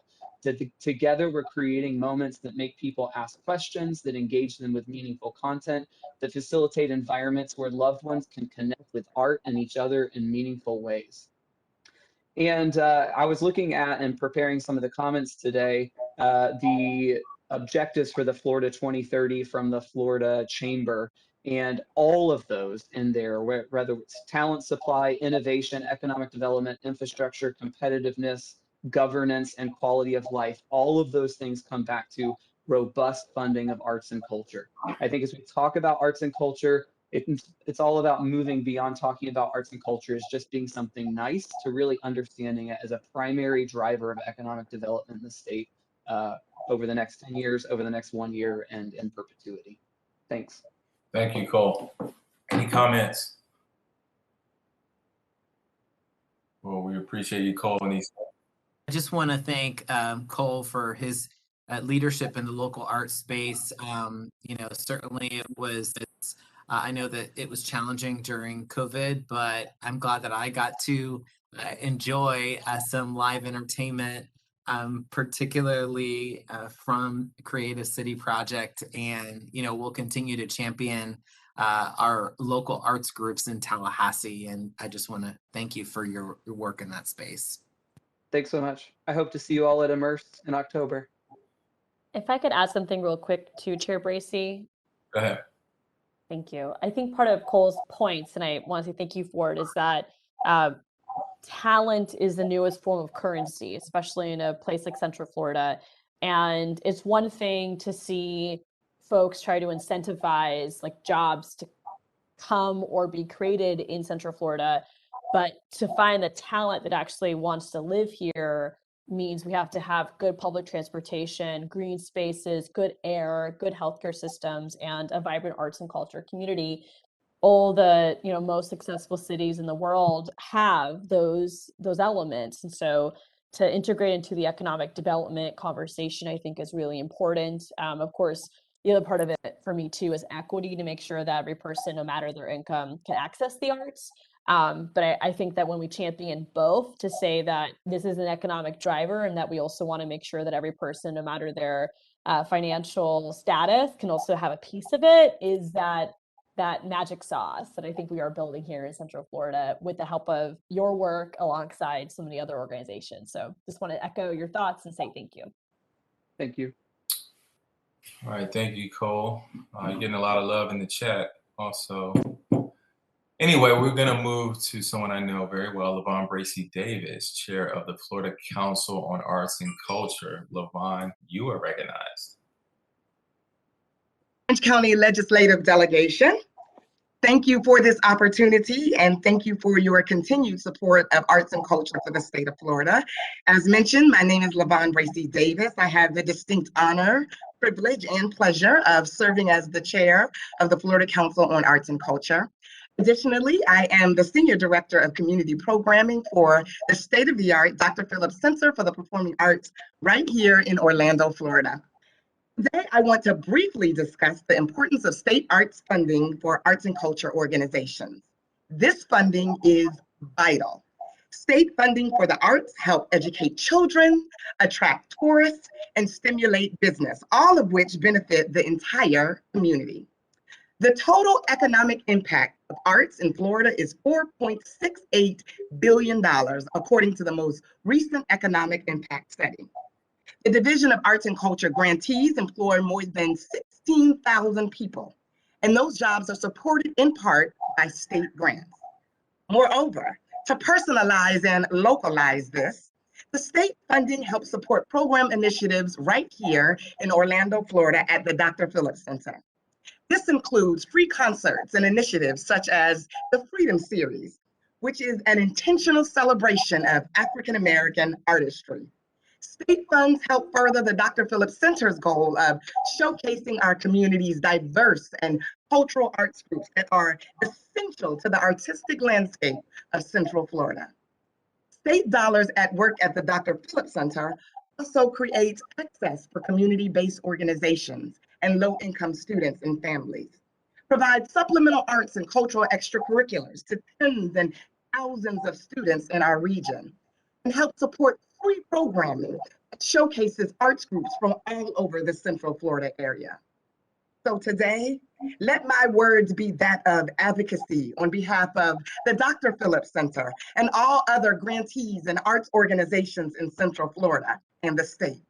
We ask that you fully fund the forthcoming request of the Division of Arts and Culture so that vibrant arts can continue to thrive in our county and state. The arts are the primary way which communities preserve and celebrate their cultural and heritage. The arts help us create a sense of place and community. The arts communicate, arts educate, the arts open eyes, open hearts, and open doors. So lastly, I would be remiss if I did not invite each and every one of you to enter through one of those doors and into the Dr. Phillips Center for a tour or a show.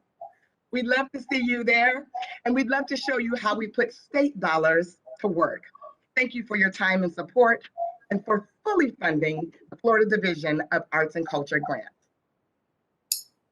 Thank you. I see some snaps in the chat. What an excellent presentation. Any comments, concerns, questions? Chair Bracy, this is Rep. Smith. Go ahead. I just want to thank LaVon for all of your advocacy. And I would encourage members of the delegation. I actually know that we did have a tour scheduled today of the Dr. Phillips Performing Arts Center during our lunch break, but because of the COVID outbreak, of course, that's been rescheduled.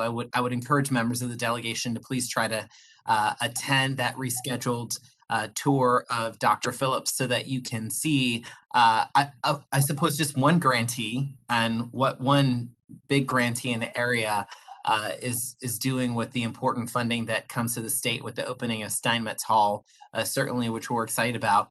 But also want to encourage members of the delegation to go through the list of grantees in our area that have received funds through our support at the state level that I know that I've spoken about at length, and seeing some of their shows and getting to know who they are. I know that I've had an awesome summer buying tickets to see shows at the Garden Theater and with Opera Orlando and with a number of other arts and culture groups, just kind of getting to know not only who these groups are, the history and culture they bring into our community, but also who the beneficiaries are and why it's so important that we continue to increase that funding.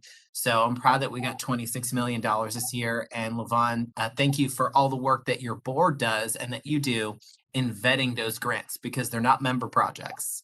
They're not requests for funding that don't get any scrutiny. They get a lot of scrutiny, and it's a very competitive ranking and scoring system to earn those dollars. And I just want to thank you for your work. Thank you. Any other comments? I would like to echo the sentiments of Representative Smith. For those of you who do not know about the Florida Council on Arts and Culture and how that works, that board that Levon is the chair of ranks those grants, and they do a extensive vetting process. And so it's a legislature funded, but they rank those grants. And so it's an involved process. And we do thank you for the work that you are doing, Levon, on that board. With that said, we will move on to Catherine McManus, President and CEO. Oh, yes, I'm Senator sorry. Bracy, I had my hand up. I'm sorry, I didn't see you. Go ahead, Representative Thompson. Thank you, Mr. Chair, and it's so good to see you, Levon. The last time you and I talked, I was talking about how exciting it is that through federal dollars, Florida will now have an opportunity to preserve some of its African-American historical sites. And at the time, you all were still working out some of the language. Can you just give an update on where that process is? Thank you so much, Representative Thompson, for that. Yes, I called the Division of Arts and Culture this morning, and they are still working out that language. They are hoping to do a webinar on all of those grantees that are looking to apply for those museum grants in the next 6 weeks.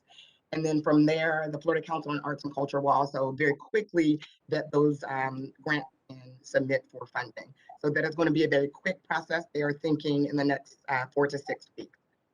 Thank you so much. Yes. Any other questions?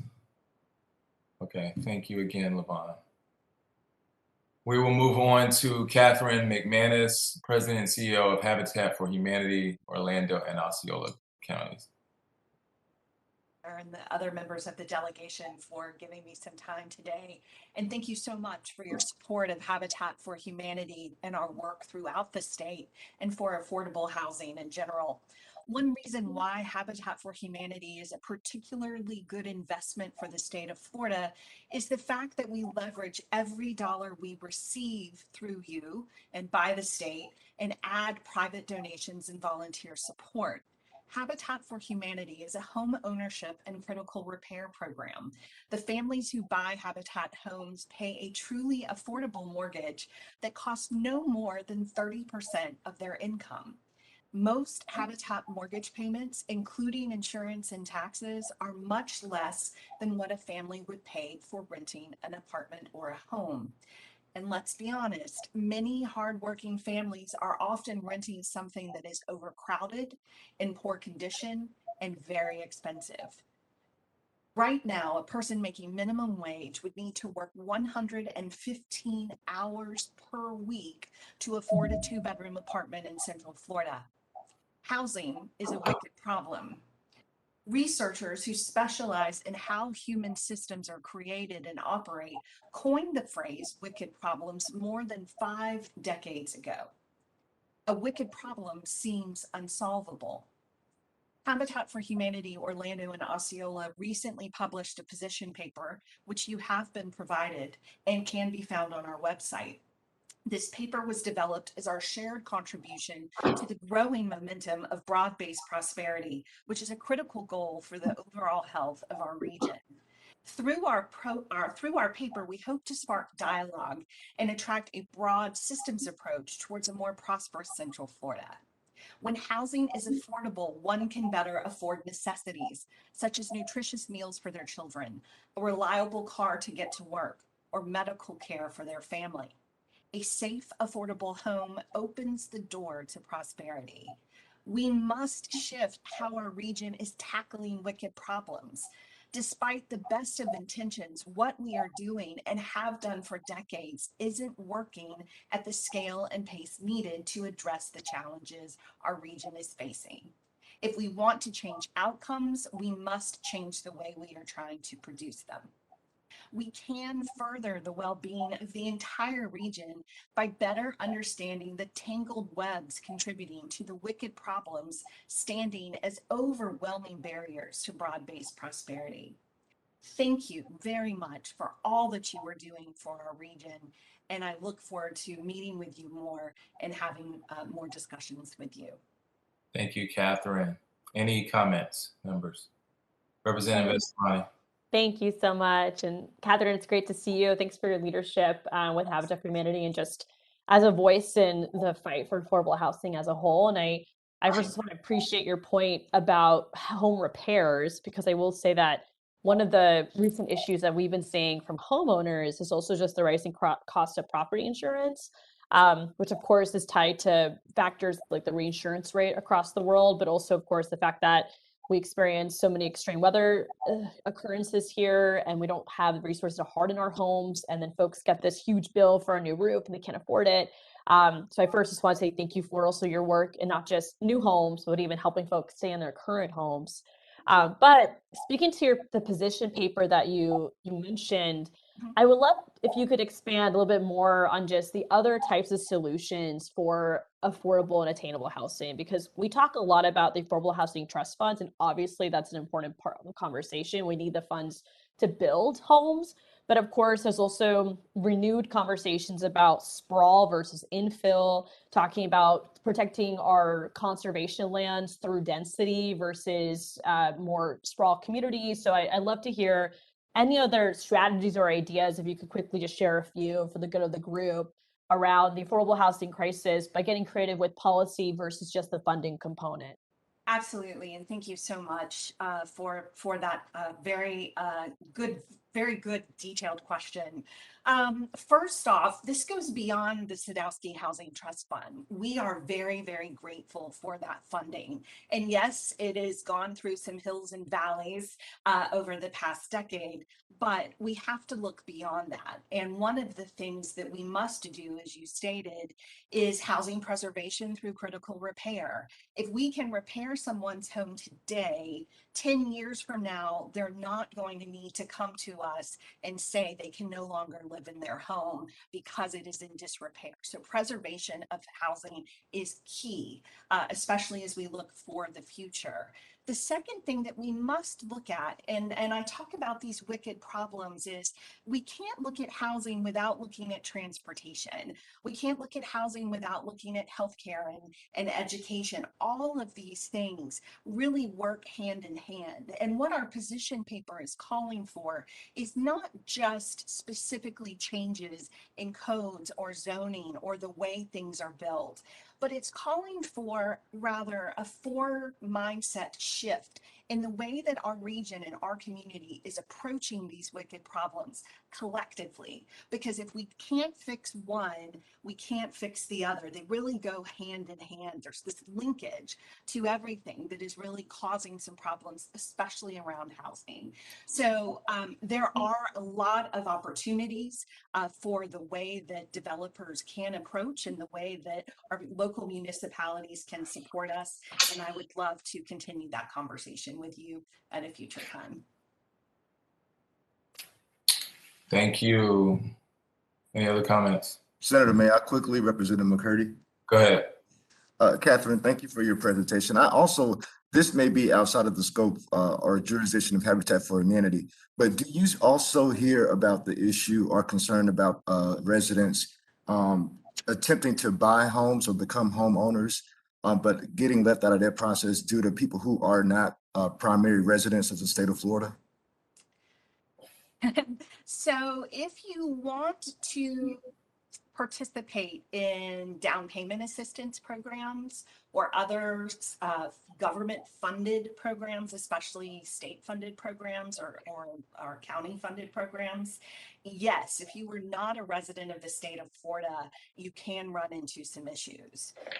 However, most people who are coming in from out of state, as long as they have a good credit score, an ability to pay, and their debt to income ratio is within the levels that need to be, they should be able to purchase a home here in the state. Now, affordability aside, right? That's the crux of the matter is, even if they meet all of those criteria to be able to achieve a mortgage, whether through Habitat or through another financial institution, housing is so expensive right now. I mean, currently, average price of a house in Central Florida is about $300,000.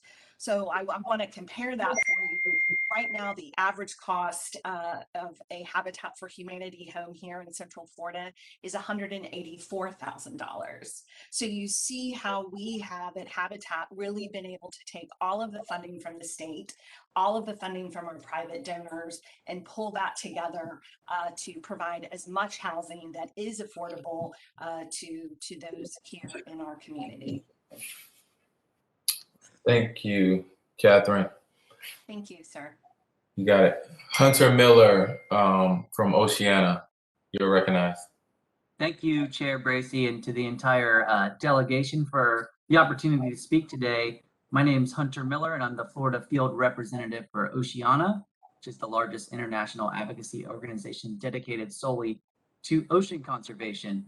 Now, Orange County is obviously not a coastal county, but the health of our oceans certainly impacts the vibrancy of our state economy and plays a huge role in how we define what it means to be a Floridian.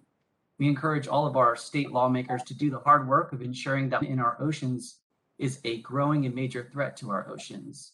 And we applaud Orange County and the city of Orlando for recognizing the need to take action and being leaders in passing policies to reduce plastic pollution.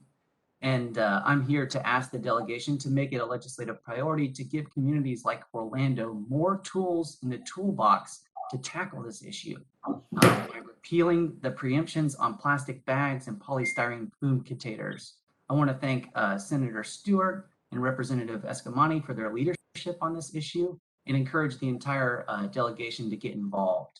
An estimated 33 billion pounds of plastics enter our ocean every year, and that's roughly equivalent to dumping 2 garbage trucks full of plastic into the ocean every single minute. Of course, plastic harms birds, sea turtles, marine mammals like our manatees, but it's also contaminating our seafood, our water, and our air by breaking down into tiny particles called microplastics. It's also affecting and blighting our neighborhoods, and plastic bags are contaminating recycling streams, creating a costly nightmare for recyclers. So when we begin to realize the extent of this crisis, we're also seeing production increasing at a rapid rate. Industry is investing significantly in production of plastics, where we could see it increase quadruple by 2050. We know that recycling is not going to be enough to solve this crisis. So policies governing the production and use of plastics can be a really effective tool to curbing this problem. And at a bare minimum, communities should have the ability to protect themselves and the environment and their own environmental well-being. We ask that you please support the restoration of home rule and repeal the preemptions on plastic bags and polystyrene foam. Thank you so much.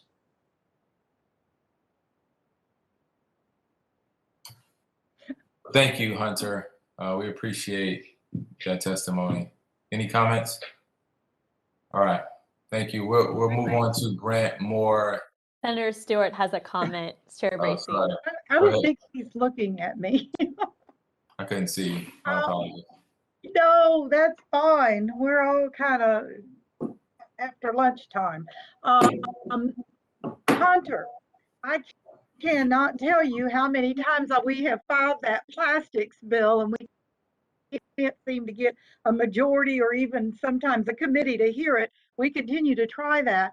This week, though, I wanted to tell you I am going to be doing a field trip down to South Florida. There is a process that wanted to look at, and you may know more about it than I do at this time, but they are producing a biodegradable replacement for styrofoam, they say, and that it will, if it were to make it to the ocean or waterways or whatever, it can be food for the fish. Have you heard of this uh, in your travelings about in Florida? I think innovation is going to be a part of the solution here, but I think, I'd have to look specifically into that and the science behind that. I think the common sense thing for us to do is find ways and build on successes that we've seen across the world. And I think just common sense, reducing the obviously harmful plastics that we see, bags, styrofoam, getting rid of those options. We're seeing, fees for paper bags, funding environmental projects across the nation. It's a no-brainer. I think for Florida, with our environment being the basis of our tourism-based economy, getting a handle on the plastic pollution crisis should be a priority. And I think, like you said, innovation is going to be a part of that. So all these different things in tandem are going to make a big difference. Well, you can contact my office next week and I'll have more information on what I discovered, and then we'll keep filing the plastic bill. Yes, ma'am. We'll get in touch. We appreciate you. Sure. Chair Bracy, if I could add to this too, just another concept that has been a part of the conversation with plastic usage is also holding the actors that are creating the plastic accountable. And so, to Hunter's point, innovation is a part of the conversation. And I'm looking forward to also hearing, Senator Stewart, from some of your experiences as well, because there's already so much plastic here right now to try to find ways to reuse it. But I will add to that, we use plastic with like no second thought sometimes, right? And especially in just packaging. I mean, there's been so much research, just like the amount of plastic, and a lot of it is not recyclable. And so there's a lot of wish cycling where we think we can recycle this, but it actually isn't even possible. So looking forward to not only joining Senator Stewart and continue to support the home rule component here, but even thinking of federal policy or local policy around like trying to hold polluters accountable at a larger scale, because if other options were given to folks, I feel like they would take it, but it's just other options just aren't really there. And so that's also on our corporate actors to be good partners in that. So just want to put that out there as well. Couldn't agree more. Yeah, we need plastic-free options. We don't have them so often. So thank you so much. Thank you, Hunter. We're going to move on to Brent Moore, Children's Safety Village of Central Florida. Brent, you're recognized. Moore, 910 Fairvilla Road, 32808. Chairman Bracy and the Orange County Delegation, thank you for your time today. For over 25 years, the Children's Safety Village of Central Florida has served as the lead agency on child safety education for the Central Florida community. Located at an 8-acre facility next to the Central Florida Fairgrounds, the Safety Village has educated over 100,000 children on programs like internet safety, water safety, fire safety 911 for kids, pedestrian safety, and more. Our facility has sidewalks, paved streets. We have a working stoplight, working railroad crossing, classrooms, fire safety house, pool building, and even a mini village. The Safety Village partners with the Sheriff's Office and OPD, Orange County Fire Rescue, Orlando Fire Department, and other safety education organizations in some capacity that provide assistance with the many field trips that visit in person or virtually to learn safety education. We also receive funding through donations, program services, event sponsorships, and grants. And one such grant that we're awaiting word on is a sub-grant through the Florida Department of Transportation State Safety Office. Our grant is titled Project Safe Step, and it's a program to teach children pedestrian safety. This year, there's been 9 children below the age of 15 that have been involved in serious injuries related to traffic safety. And I'm sure there's a lot more near misses that we haven't heard about. Central Florida ranks high among communities in the United States for pedestrian safety and fatalities and injuries. And through Florida's Vision Zero initiative that takes an approach towards achieving safer roads for all of our users by setting a goal of 0 traffic fatalities and serious injuries, and the parallel Target Zero effort that is statewide, our participation with the Community Traffic Safety Team for District 5 and the Student Pedestrian Safety Committee for Orange County are just some of the ways that the Children's Safety Village works to keep our children safe. So I want to make this short, but hopefully effective. Our hope today is that each of you will reach out to FDOT, find out what our status is for consideration for this funding, and hopefully this year we can secure funds for your constituents for this much needed safety program. Thank you, Brent. Any questions or comments? Okay, appreciate you and your testimony, Brent. Robert Agrusa with Central Florida Hotel and Lodging Association. Robert, you're recognized. Good afternoon, Mr. Chairman and members of the Orange County Legislative Delegation. I hope all of you are doing well and staying safe during this very challenging time. My name is Robert Agrusa, and I have the honor and privilege to serve as the President and CEO of the Central Florida Hotel and Lodging Association. Our membership includes nearly 80% of the more than 127,000 hotel rooms in Orange, Osceola, and Seminole County, and nearly 500 small businesses and supplier organizations that do business with the hospitality and tourism industry. As you're all aware, this pandemic has hit the tourism and hospitality industries extremely hard over the past 18 months. And unfortunately, this Delta variant is very concerning to our road of recovery. At its high point, the state of Florida and its tourism and hospitality industry employed nearly 1.4 million people, including 400,000 here in the Central Florida area alone. This is why it's more important than ever that we support a long-term continuation and funding of Visit Florida. Did you know that 50% of our local state sales tax are paid by tourists? Without future leisure travelers, businesses, meetings, and conventions, our state is at great risk of being able to provide the necessary public safety, education, and infrastructure needs that I know all of you fully support. We also believe in the preservation of the tourist development tax, also known as the bed tax, to be used only for the tourism promotion purposes only.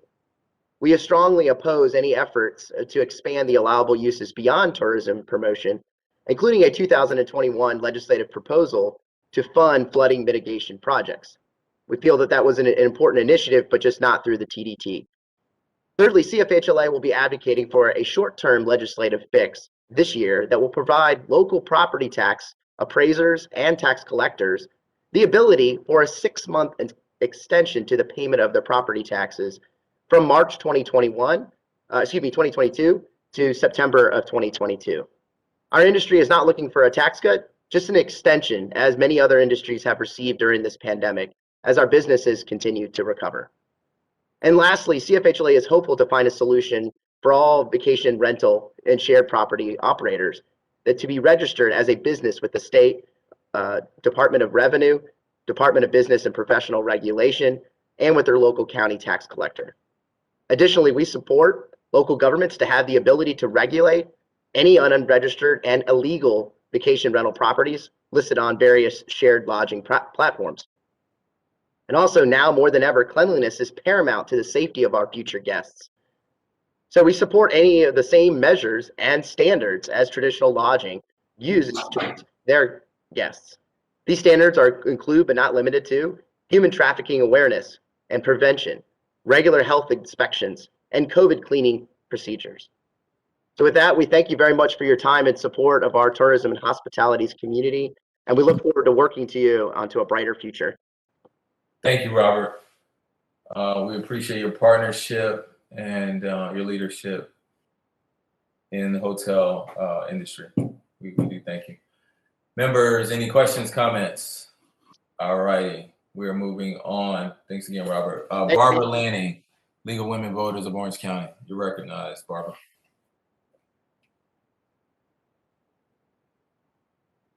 You're muted.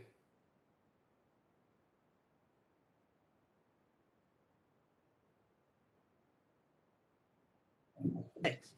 There you go. How's that? Thank you. Good afternoon, Orange County Delegation, and I see some fellow leaguers. I am Barbara Lanning. I'm co-president of the League of Women Voters of Orange County. We have a history of more than 80 years in this community as an activist grassroots organization whose members believe citizens should play a critical role in advocacy. We do not endorse or oppose political candidates or parties at any level of government. Our advocacy positions are based on the merits of each issue after careful study and consensus. Given this, our legislative priorities for this coming session are as follows. Our members across the state are united in our first two priorities. Number one, advocate for voters' rights for all by reducing the impact of SB 90 on elderly voters, voters with disabilities, students, and communities of color. And number two, ensuring that fair district standards are adhered to for the redistricting of congressional and Florida legislative districts. We support public participation in the process and urge Florida legislators to conduct redistricting in an open, transparent, interactive, and constitutionally compliant manner. And of particular interest here in Orange County, we support the retention of local government independence. It is our local authorities that have specific knowledge pertaining to their communities, as well as direct connections to the people. We believe the state legislature should only create laws that serve as a baseline of requirements and not hinder local authorities from addressing issues affecting their communities. Clean energy, we hope that you will consider amending the Florida Building Code to incorporate energy efficient standards in new construction of government buildings and, to the extent practical, renovation of government buildings. We urge adoption of incentives that will expand the use of solar energy, electric vehicles, and EV charging stations, and achieve statewide reduction of greenhouse gas emissions, maintaining a robust economy that is in line with the UN and Paris Accords. On behalf of our more than 700 members, we thank you very much for your service. Thank you. Thank you so much, Barbara. We appreciate the league. Thank all you. that you all do. Absolutely. All right, we're going to move on to Allison Lang, citizen, talking about the transgender sports ban. You're recognized. Hi, good afternoon. My name is Allison. I'm a volunteer with Equality Florida, and I'm also a constituent of Senator Linda Stewart and the incomparable Representative Anna Escamani. Earlier this year, there was a bill passed to exclude transgender youth from playing on sports teams. Governor DeSantis decided to throw himself a little rally and sign this bill, and he did this on the first day of Pride Month. Now, Pride Month is a time to celebrate inclusivity, to mark the progress of our movement, and it's a time for learning about the queer community. Governor DeSantis did not take advantage of Pride Month. Instead, he continued along his path of refusing to meet with transgender youth and their families, and he decided that he didn't have time for his own personal education. And in what seems to be the DeSantis calling card, he signed into law a bill that imposes a ban that harms the well-being of Floridians. This ban is purposefully hurtful. It's a bullying tactic. It's an exclusionary law. This ban creates a problem where one has never existed before. For years, trans kids have competed in sports in Florida, and they have done so with no problems. And the ability to participate in sports is an important and valuable part of growing up.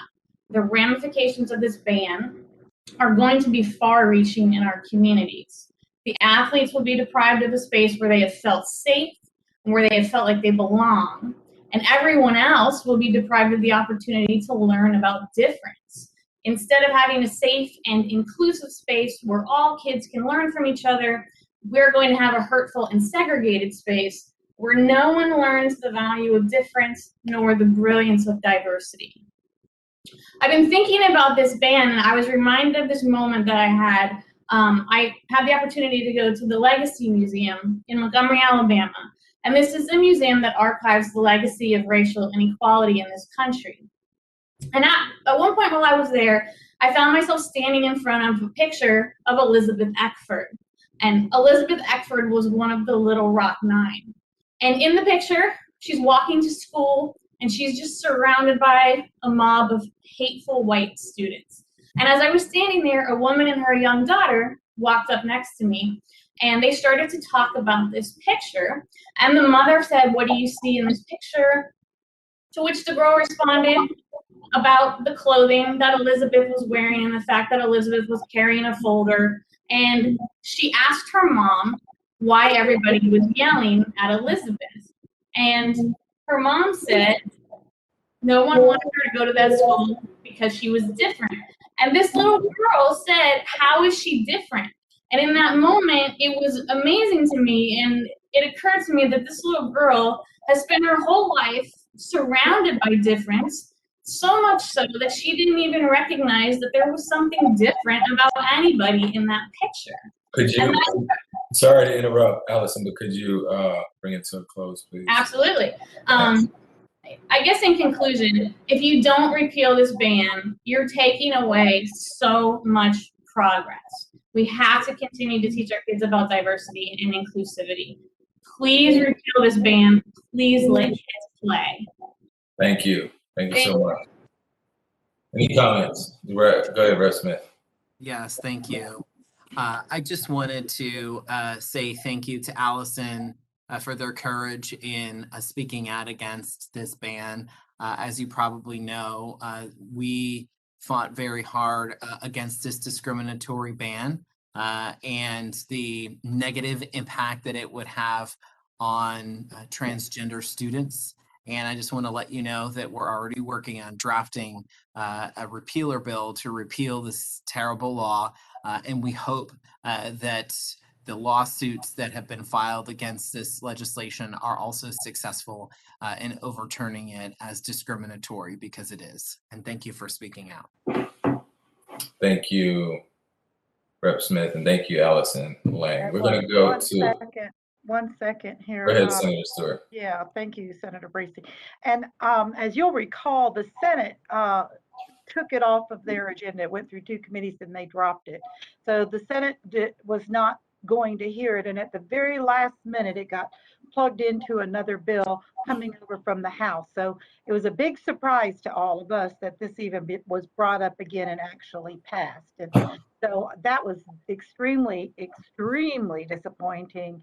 And I have not seen the legislation that Carlos speaks of, but I'd like to have a look at it myself. So, but thank you for working so hard to do the right thing and help the others that are up there making these decisions, try to get them on board to make the right decision as well. Yeah, and I'll just say that this was not a priority of the Senate, but it was a priority of the governor. And he pushed and pushed and pushed. And so the Republican leadership in the Senate eventually folded, but there was a lot of the members in the Senate that didn't want to do this, even on the Republican side. But anyway, that's so just so you have an understanding of what was going on in the chambers. But with that said, thank you again, Allison. We're going to move to Andrew Toredo, felons replacing veterans to fight in Afghanistan. Andrew, you're right. Toronto is not able to join us today. Okay. We've already heard from Mike Trepper, right? So That is correct. That was a duplicate. Okay. Sandra Fatmi of United Foundation of Central Florida, you're recognized. Hey, Sandra. Thank you so much. Pleasant good afternoon, Chair, Senator Bracy, and Orange County Legislative Delegation. Thank you for your service. My name is Sandra Fatmi Hall, and I'm the Executive Director and founder of the United Foundation of Central Florida. United Foundation is a 501c3 surrounding communities utilizing our holistic approach. Our mission is to partner and unite with local, community, and neighborhood organizations to positively transform families and individuals utilizing early intervention and educational resources. Please allow me to share what we have achieved with community support through our 3 core programs. Our first program is the Future Leaders United After School Enrichment and Mentoring Program, currently in Evans High School and slated for 6 additional schools this year. In 7 years, all 119 students that enrolled graduated.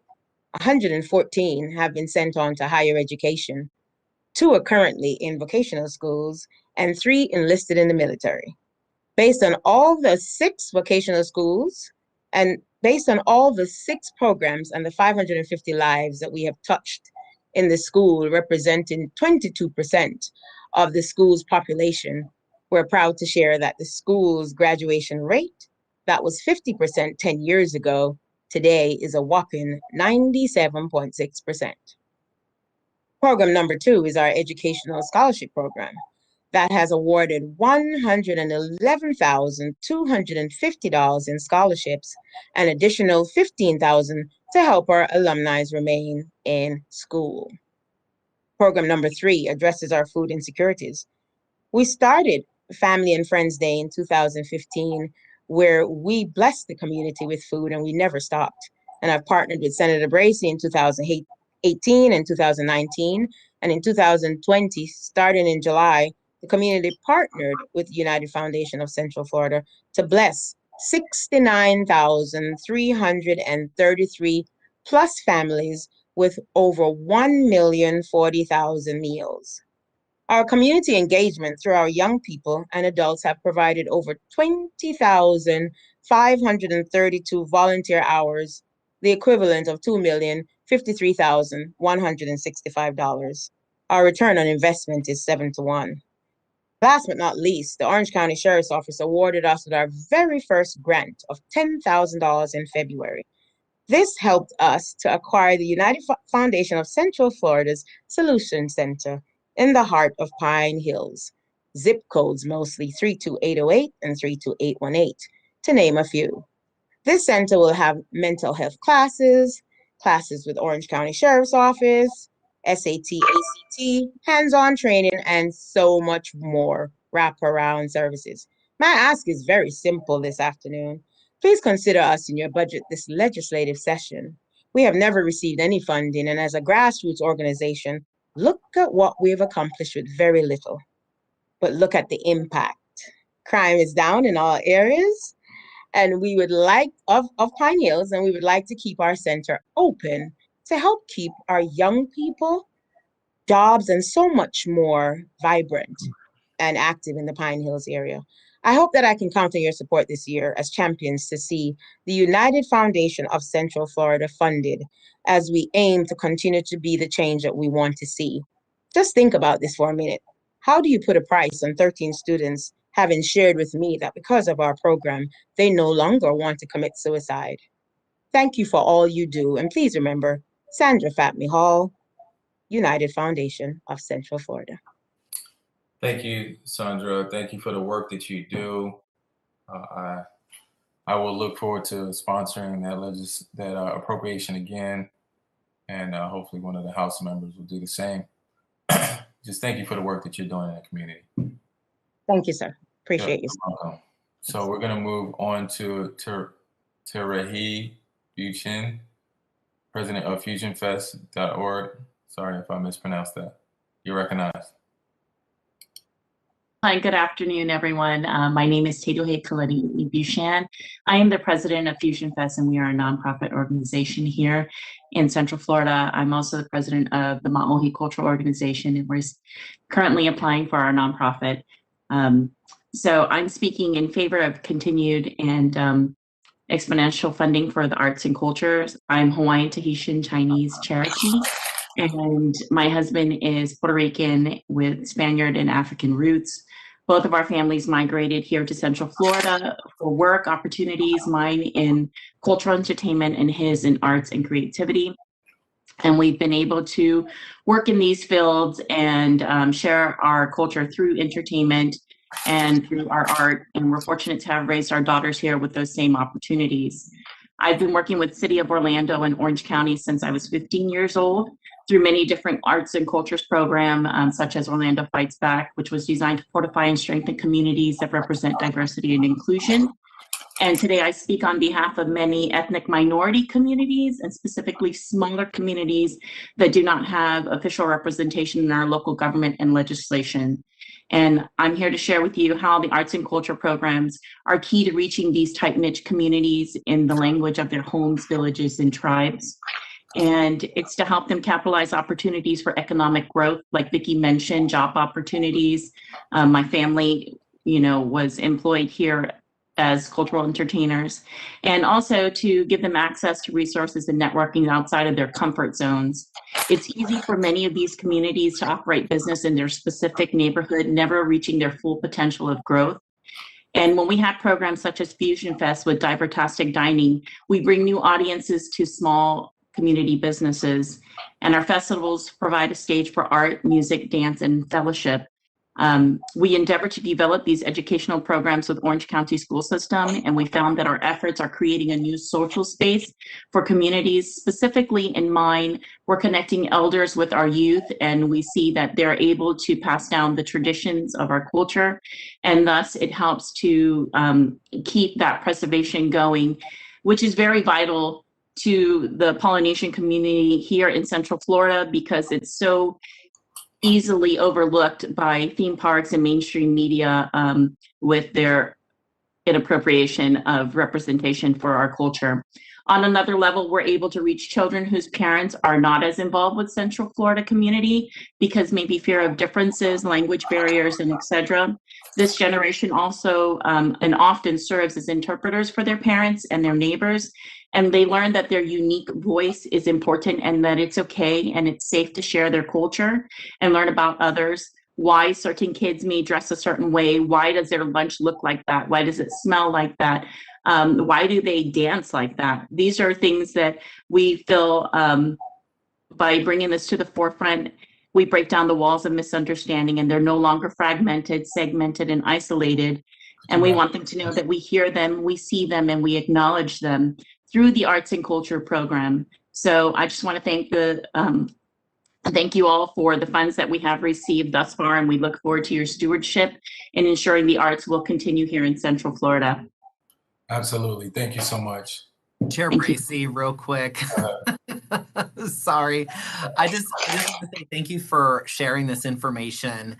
And I'm actually really looking forward to the Divertastic dining experience that you're going to have at the Ahi Ceviche Bar in Castleberry. That is going to be on September 8th at 7 p.m. I'm buying tickets because I'm Peruvian.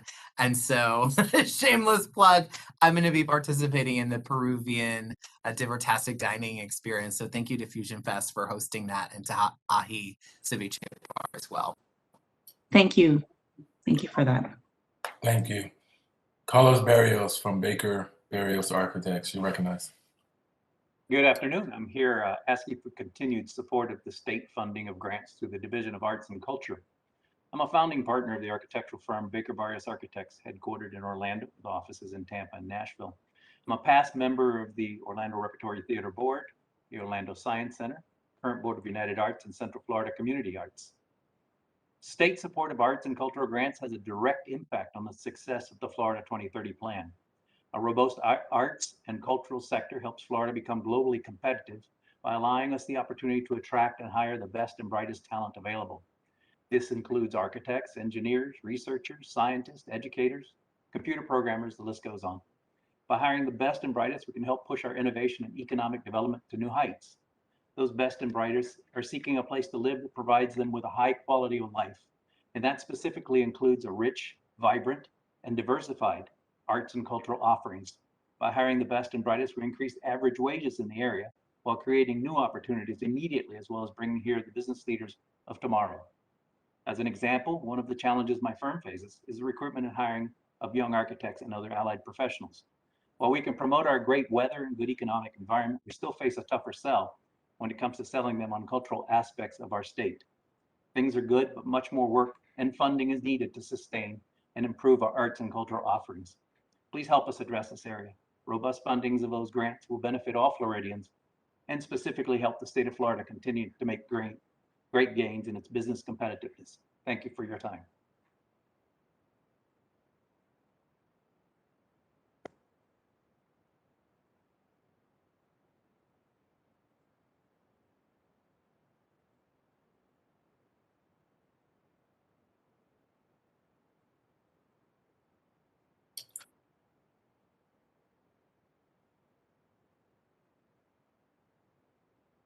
Did we lose the senator? Sorry, I'm sorry. My apologies. Thank you, Carlos, and appreciate your work at your firm. Jennifer Evans, United Arts of Central Florida, you recognize. Good afternoon. Thank you, Mr. Chairman and honorable representatives. I'm Jennifer Evans. I'm the new president and CEO of the United Arts of Central Florida. I'm a resident at East Church Street in downtown Orlando. We are your local arts agency for Orange County, and our mission is to enhance our communities by investing in arts, science, and history. I moved on June 11th from South Carolina and to live here and to work here, and I've fallen in love with Central Florida and my new job. And I want to thank you for working every day to make this a great place and to be a servant leader. As part of my onboarding in the last 60 days, I've met with over 245 stakeholders, and every single one of them have emphasized how important the arts are to our local economy, to education, to tourism, and the quality of life. Many business leaders, you just heard from Carlos, have pointed out that a vibrant and diverse local arts scene is good for business, but it's more critical to their talent recruitment and quality of life for their employees. We all know that the arts are a valuable aspect of our quality of life and entertainment in Florida, but I know that you know that the arts are so much more. As I learn and become more familiar with my new home state, I want to help you champion the arts in Tallahassee to align the arts with the larger statewide vision and the goals of the Florida 2030, which we've talked about already as arts leaders today. Those are global competitiveness, prosperity and higher paying jobs, and a vibrant and resilient community. From listening today, I know that you believe that arts and creativity are vital and can be an important catalyst in helping to achieve these goals. Creativity is critical to ensuring our state's success in innovation and economic development, in talent retention and recruitment, educating the future workforce to be strategic thinkers and creative problem solvers. Creativity is utilized in industries around the globe. And for Florida to be competitively around the globe, we must show the world that we are serious investors in the arts and that developing creative minds to fill future jobs in innovation and science is a real priority. I'm here today to ask you to continue to make the arts a priority in the state funding, not just for our needs, but for our state's success. Thank you. Specifically, I'm asking you to please support the Florida Division of Arts and Culture's grants program. Your vote in support of arts funding could bring back $5 million or more back to our local economy, and that will have the greatest impact for good. Thank you. Thank you, Ms. Jennifer Evans. I appreciate it. Thank you. We're going to move on to Zach Alson. Aren't any comments? Thank you. From the Milk District, Zach, you're recognized. Good afternoon, Senator Bracy and delegation. I am Zach Elson. I'm Executive Director of the Milk District Main Street. I'm here today representing all 11 of Orlando's Main Street programs. And we're separate from, but we work side by side with programs of Florida Main Street, who do the same work in about 50 communities across the state. Based on a philosophy of historic preservation and economic development, Main Streets like the Milk District help boost independent businesses throughout the state through promotional events, marketing, technical assistance, and resource sharing for those businesses. Last session, you all passed a bill that made it possible for restaurants in small historic buildings in the Milk District and other Orlando main streets to add liquor service through modified eligibility for SRX licenses. Thank you for your work on that, and we already have restaurants working to obtain those licenses. People will soon be able to add a cocktail to their meal, adding vital revenue stream for these small independent businesses. I'm also adding my voice to everyone, and thanks for your funding of the Division of Arts and Culture grants this past year, and to encourage the continued and increased investment in these programs. Now, the Milk District doesn't see any of this funding. We're not eligible for it, but it is vital to organizations large and small that make our community a great place to live. Organizations receiving these grants serve as destination catalysts for business districts like mine throughout the state. Here's an example. The Orlando Philharmonic is based at the Plaza Live, a historically contributing structure here in the Milk District. In addition to their concerts at major venues, they have a chamber music series and a family concert series, both based at the Plaza. And for the second year, they'll be presenting their holiday concerts outdoors at Festival Park, which is also in the district. The Plaza Live can fit just shy of 1,000 people, and the Philharmonic's events are often at or near capacity. As audiences and artists come and go from rehearsals and concerts, they visit neighborhood restaurants and bars, retail stores, and parking operators. And our businesses can tell when there is a cultural event happening. The economic impact of these funded programs continues far beyond the doors of the venue. I love the Philharmonic, and I wish I could tell you that this was unique to that organization, but it isn't.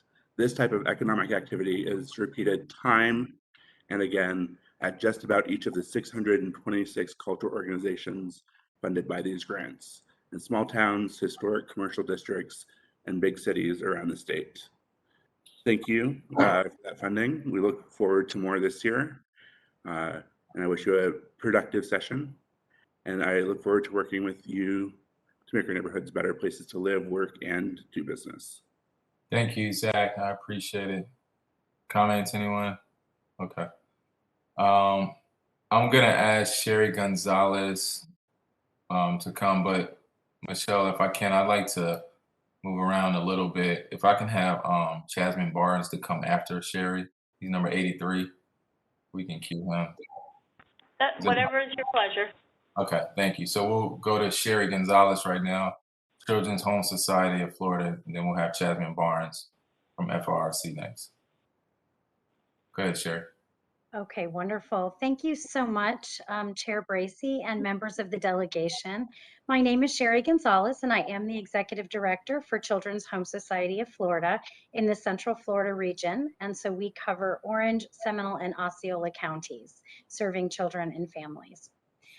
Thank you all for your unwavering leadership and support for our children in Central Florida. We appreciate the Orange County delegation's continued funding for the Community Partnership School model. Today, there are 26 community partnership schools in Florida, including 4 right here in Orange County: Evans High School, OCPS ACE, Academic Center for Excellence, Jones High School, and Eccleston Elementary.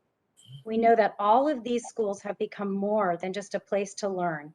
They now serve as resources for our students, their parents, and the communities, with opportunities for expanded learning and addressing the need to access wellness care and mental health services, which we know everyone is so desperate in need of right now, especially during the pandemic. So we're requesting additional funds this session to expand this proven model to positively impact more students in Florida, and we ask for your continued support in doing this. Children's Home Society is also working to help thousands of children in the Florida's foster care system find safety and stability so they too can focus on their education and their future. The 2021 session was a big year for child welfare reform, and we appreciate many of the policy changes to improve the outcomes for our children. However, more changes are needed. Our children need and deserve a stable workforce. Every time we turn over one case manager, a child stays in foster care 4.5 months longer. And we know we need to do better than that because that's just not right for children. So as a leader in serving children and families involved in the foster care system, Children's Home Society is requesting legislative action to further align Florida's child welfare system and ensure funds appropriated by the legislator make it to the frontline staff. So thank you for your time and your dedication to serve our state and for taking care of the children and families that we serve in Central Florida and across the state of Florida. Thank you so much. Thank you, Sherry. Appreciate it. Any comments, questions? Okay. We're going to move to Chasmin Barnes, FRC. You are recognized, Chasmin. Thank you, Chair. I do appreciate very much the opportunity to speak to hometown heroes, friends and family and colleagues that we recognize here in Central Florida. It's good to see the mother and teacher of Central Florida, Representative Thompson. It is good to see our good friend Anna Escamani. Hey, Rep Smith, good to see you, brother, one more time. And of course, to the people's champion, Senator Bracy, thank you so much for the work that you continue to do, and Representative McCurdy as well. Daisy, congratulations to you on your election as well. Wow, where do I begin? To you, the honorable members of the delegation, I personally extend my thanks to each of you for allowing me the opportunity to address this esteemed delegation of public servants committed to serving the people of Florida. For those of you who don't know, my name is Chasmin Barnes. I'm a policy and legislative assistant with the Florida Rights Restoration Coalition. I'm also the congregational organizer for Faith in Florida for Central Florida. You know, formerly incarcerated people and those with former felony convictions are nearly 10 times more likely to experience homelessness than the general public. In addition to challenges, including lack of availability and affordability in housing, people with past criminal records experience legislated discrimination. This body of leaders has an immediate opportunity to reduce housing discrimination against returning citizens. Take this, for instance. Stable housing is the foundation of successful reentry from prison. Before returning citizens can contribute to their communities, such as through getting a stable job and providing for their families, they need a place to live. Lack of stable housing means that returning citizens and their families are more dependent on public assistance and services. Without the ability to gain access to housing on their own, formerly incarcerated individuals have to rely on homeless shelters, and they have to rely on other resources coming from the city and the state level. Barriers for returning citizens affect their families most of all. Many families are kept apart following a person's release from prison because many public housing authorities and municipalities have policies in place to evict residents if family members with a history of conviction are present or living in the home. So policies at the local and state levels can increase access to housing for returning citizens themselves.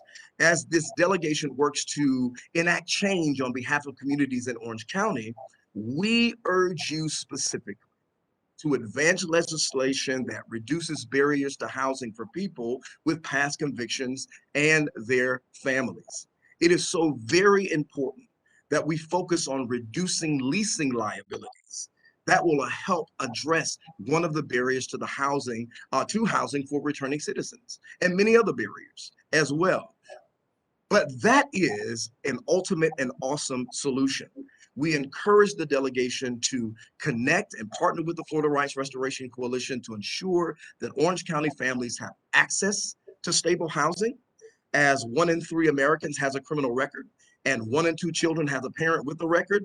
This is an issue that affects us all. We are asking you to draft, support, advocate, and pass legislation that would remove the barriers for housing and access to housing for returning citizens right here in the state of Florida. You, our representatives, can single-handedly push the lives of returning citizens forward. After all, returning citizens just want to be treated like everyone else, to have the ability to secure housing for their families and the stability to contribute to their communities. That would look a lot like restoration. And at the end of the day, we simply want returning citizens to be freely accepted, fully restored, and finally redeemed. Thank you all very much. Thank you, Jasmine Barnes. Any comments or questions from the delegation? Jasmine, Representative McCurdy here.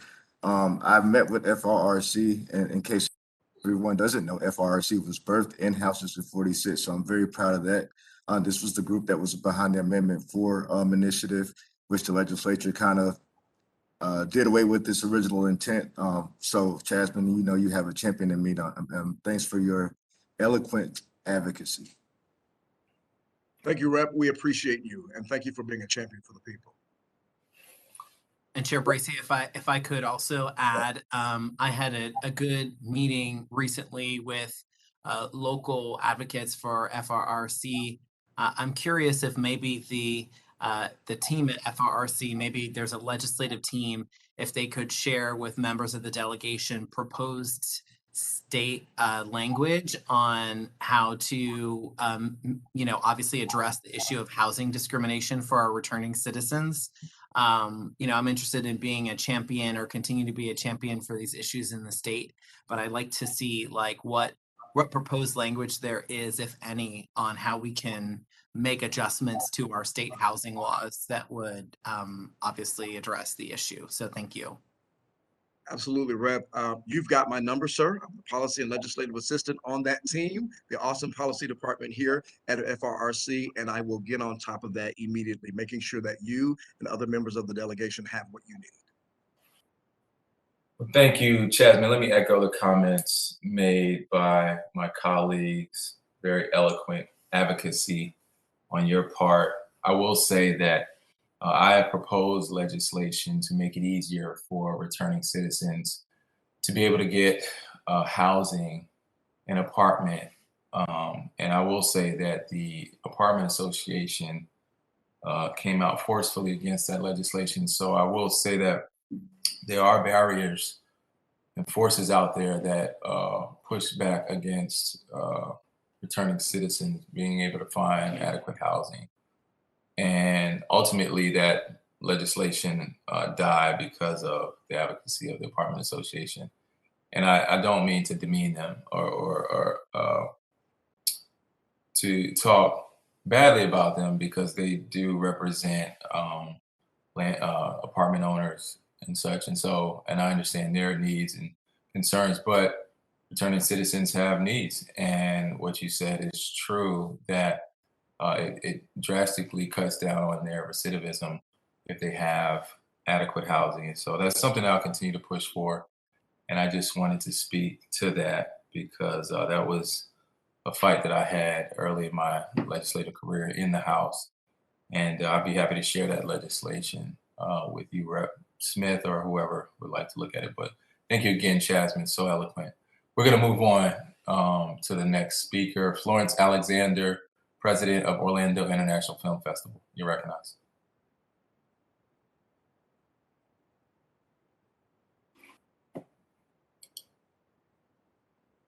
Florence Alexander, are you there? Orlando International Film Festival.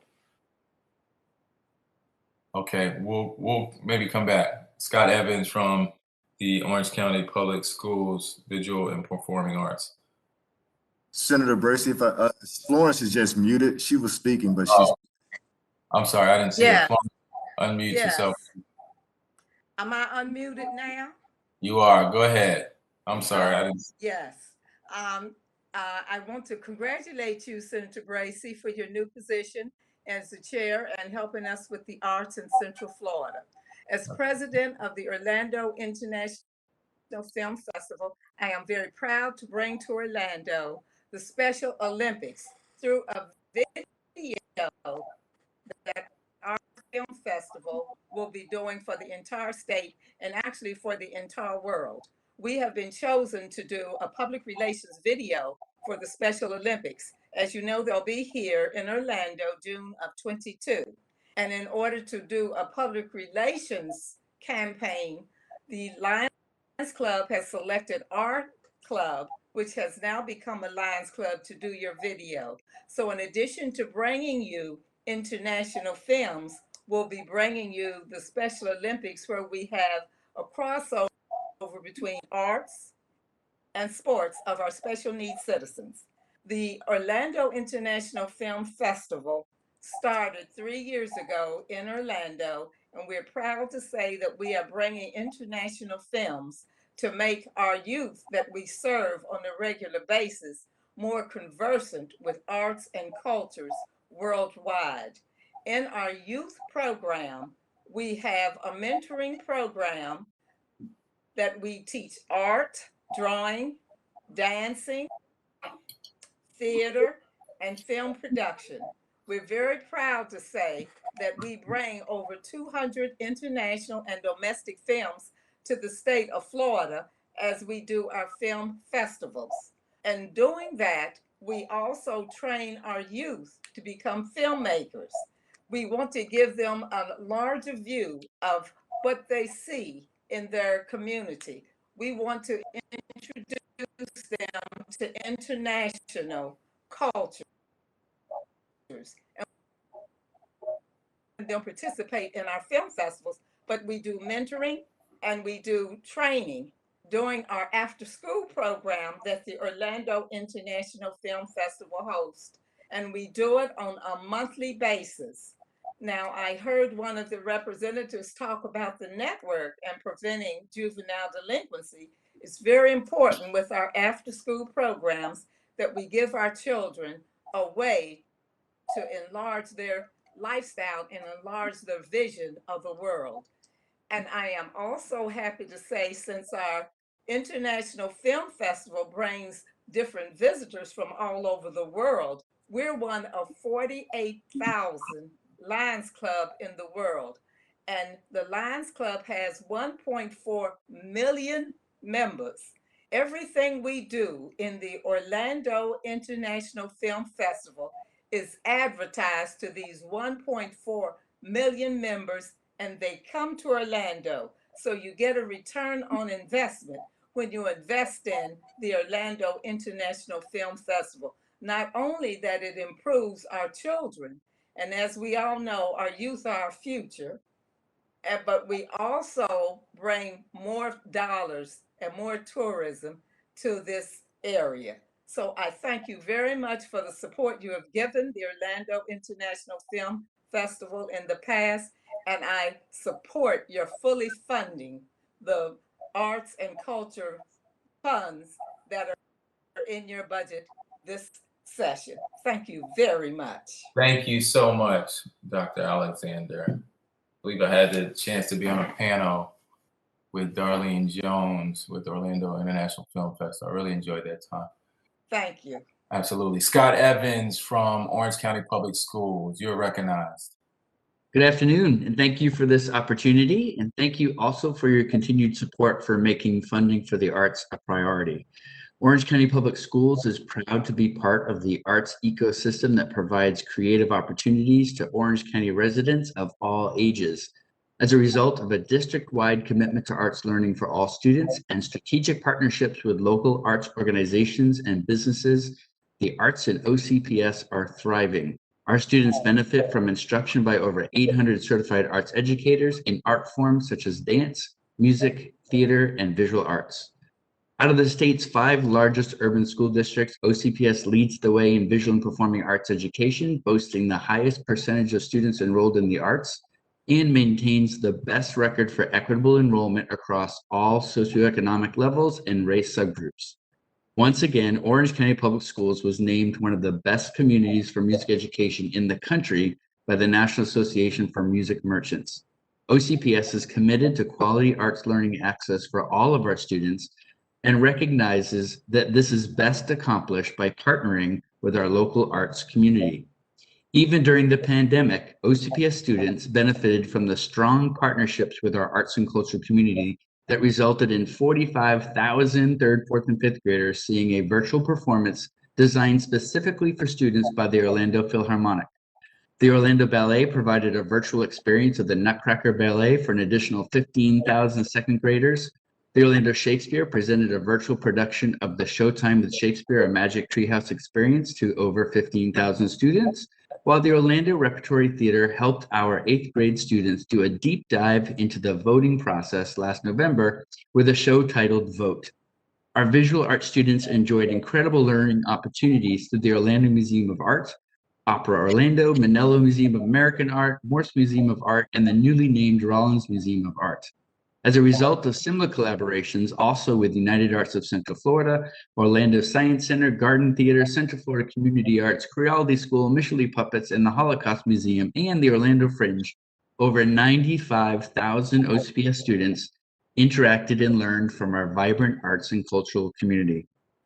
Our approach to arts education in the schools through partnerships with arts organizations is a differentiator for Central Florida and an exemplar for the delivery of a comprehensive arts education for all young people in our community. Your support of these arts organizations is essential to our ability to continue offering programs that are accessible to all students, improves their social and emotional well-being, and invests resources in the career pathways that are essential to the Central Florida region. Thank you for your support of state funding for the arts and cultural community. Thank you, Scott. Okay, we're gonna have Rosine Johnson from Pace Center for Girls. Rosine, good to see you. You're recognized. Hi, good evening. Hope everyone can hear and see me. I was having some technology issues. Just because you work with teenagers doesn't mean you know how to work anything. So thank you all so much. It's great to see everyone, and I do hope everyone is well. Thank you to the delegation for your continued support. And that's really what my time today is really about, to share with you about how your support has helped our girls here at PACE over these last 15 to 16 months of this pandemic. And so again, my name is Rosine Johnson. I am the executive director here at PACE Center for Girls. And PACE is a place where girls have the ability to learn, heal, and grow.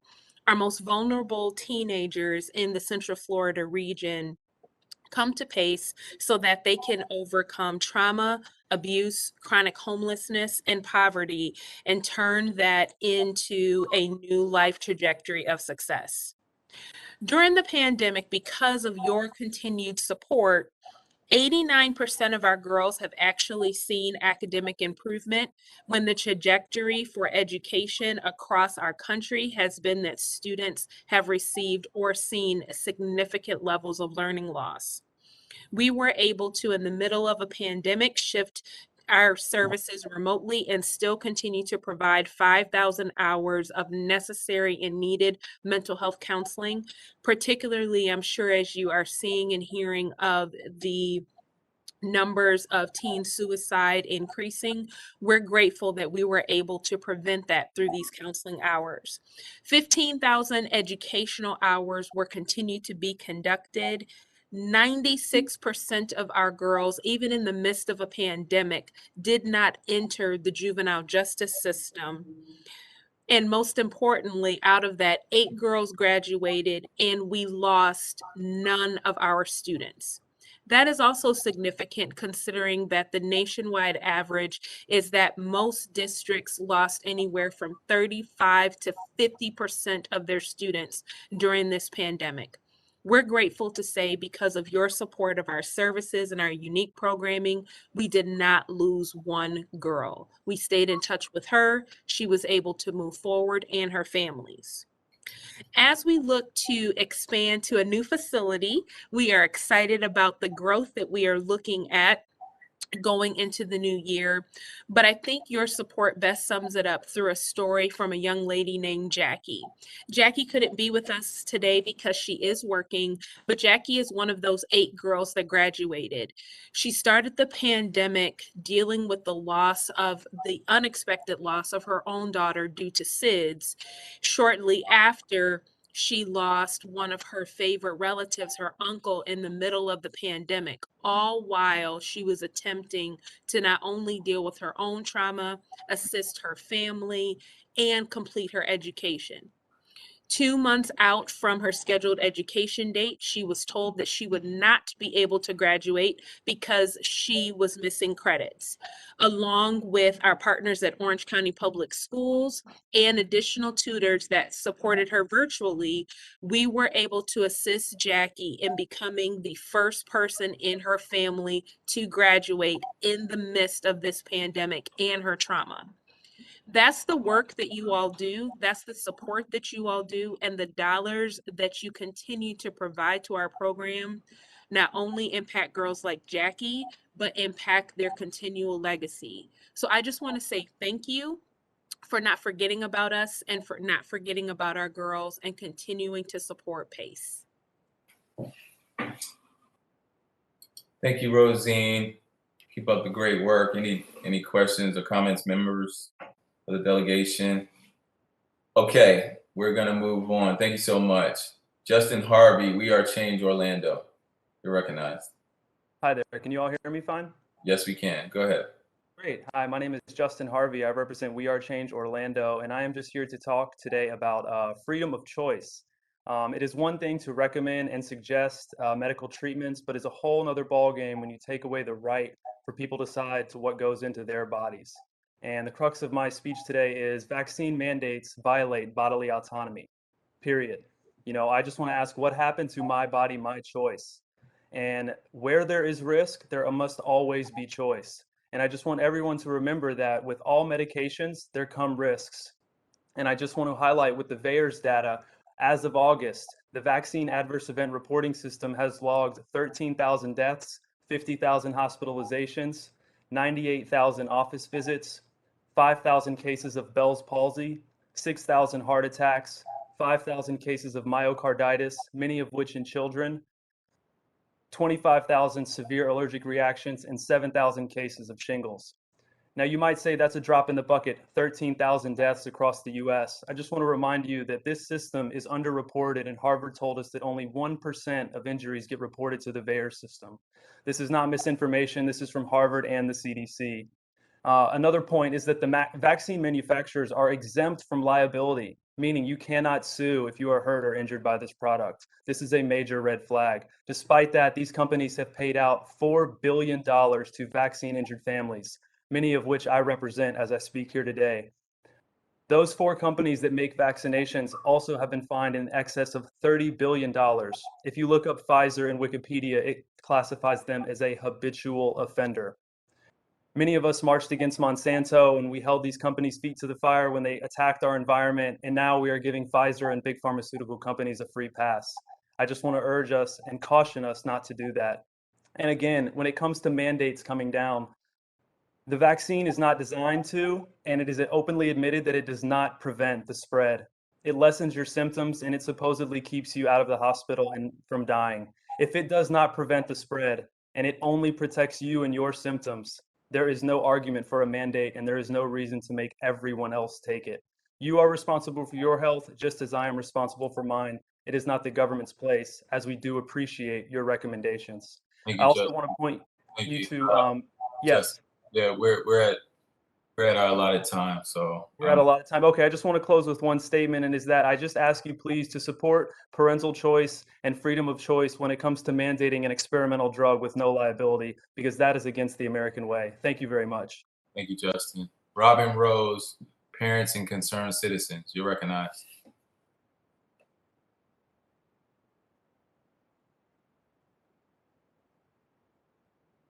Are you muted? Senator, I'm Go ahead. sorry, Senator, she's not with us right now. Okay. Jessica Tillman, Taking Freedom Back. You're recognized.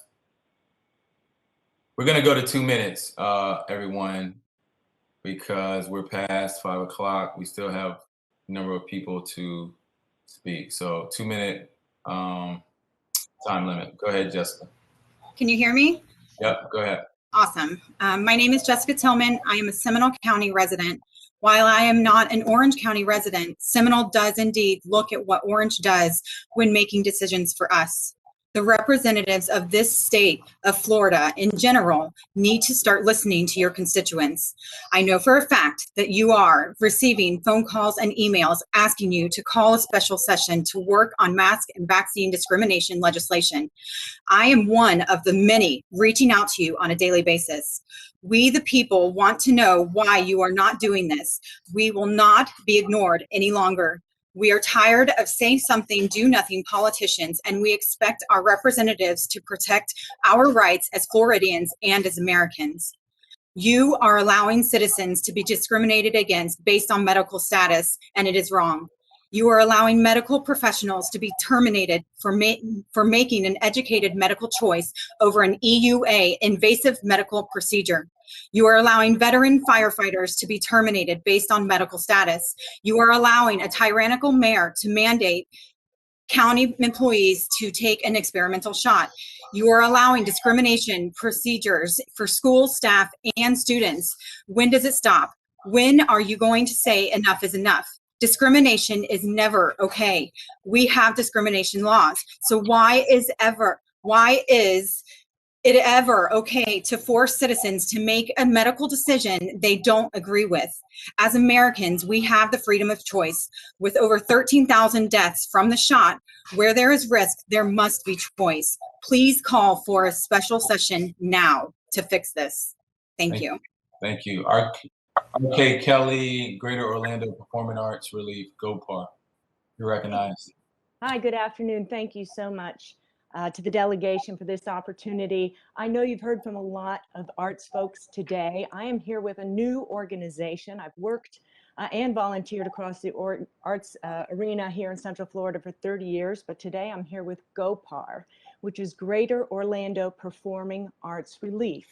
And this is an organization that was formed just over a year ago to provide arts relief to individual arts workers that had been impacted adversely by the pandemic. To date, GOPAR has raised over $100,000 and assisted artists and arts workers, both on stage and off, are eligible. And we cover mortgages, car payments, medical bills, and I think also very importantly, provide connectivity amidst all of this isolation. This organization is unique in that it focuses on individuals, whereas so many of our both national programs and local groups like United Arts really focus on organizations and their employees. So as the pandemic dragged on, remember we all thought this was going to be like 8 weeks and we'd be done. We at GOPAR really wanted to get our arms around what was going on with the individual arts worker who really truly power our convention centers and our hotel ballrooms and our theme parks and of course our stages and concert venues. So in July, just a month ago, we completed the first ever artist survey here in Central Florida. And I just wanted to share a few top line results to share with you as our leadership in Tallahassee what we're seeing. So here's a few stats. 20% have been furloughed over this time, and some are still awaiting callback to their jobs. So we're at 500 days and counting. 15% sadly reported permanent layoff. So just from those two stats alone, that tells us that 1/3 of our population has experienced severe economic loss. 60% of our respondents indicated that they were able to access state unemployment, which is great, but 20% never could. And that's 1 out of 5. It was especially hard for dual income households, both in the arts, which is very typical in this industry. We also looked at 2-year savings, 2019 to 2021, and saw an across the board shift or loss. And now approximately 50% report having only 8 weeks of savings. So that means out of money by Halloween, much less Christmas, right? And 20% are reporting 0 savings left. People are running out of time, sadly, and I'll have to say hope. And we're starting to see increased talent flight with people leaving the area. We've talked about talent being certainly cultural currency. If in our area, it's one of our strongest Central Florida currencies, and retaining our talent is critical. And then perhaps most difficult of all to see, and a little surprising, 60% reported a negative impact to their mental health. And with access to professional mental health counseling was ranked as their #1 request. Okay, please wrap it up. Sorry. Sure, absolutely. You've heard lots of things about things that the arts industry would benefit from, as well as all of our citizens, affordable housing and mental health support, certainly grants. I will just add to that then, the difficulty of managing the unemployment system is exponentially magnified for an arts worker, a freelancer, an independent contractor.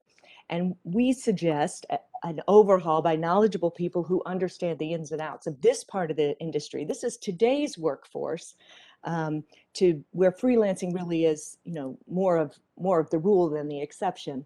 And we look forward to your work and advocacy on that. Thanks so much for this opportunity. Absolutely. I have a question for RK, just a really quick question. I know that it's a new group, and thank you for speaking to us today, RK. Is this, I'm guessing this is not a group that has received grant funding from the state through the Division of Arts and Culture, but is this something that you're trying to get funding for, perhaps through an individual legislator funding request, or have you applied for the next cycle of grant funding? We are brand new, Carlos, Representative Smith, and I would love to talk with you about that. Great. We'll connect offline. Thank you, RK. Thank you all. Thank you. Nicole de Benoist, Surfrider Foundation. Heather, good afternoon or good evening, Chair Bracy, senators and representatives. Thank you so much for listening. Today, my name is Nicole Davanoge, and I am the Florida Policy Manager for the Surfrider Foundation. Some of you on this panel I know are familiar with us, but for those that are not, the Surfrider Foundation is dedicated to the protection and enjoyment of the world's oceans, waves, and beaches for all people through a powerful activist network.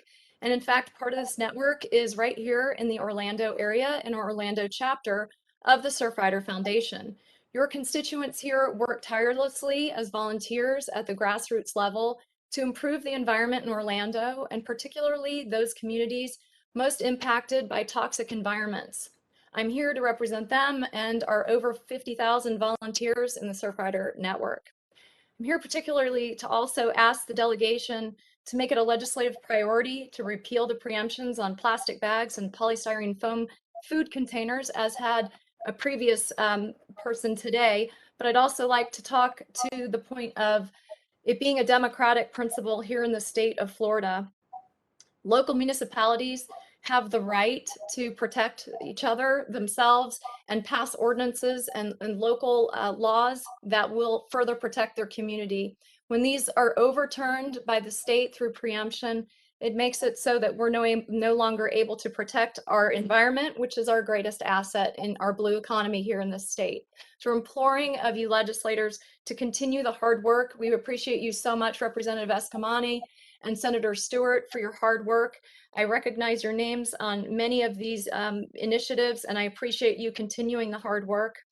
I also would like to bring to the attention the cost of litter.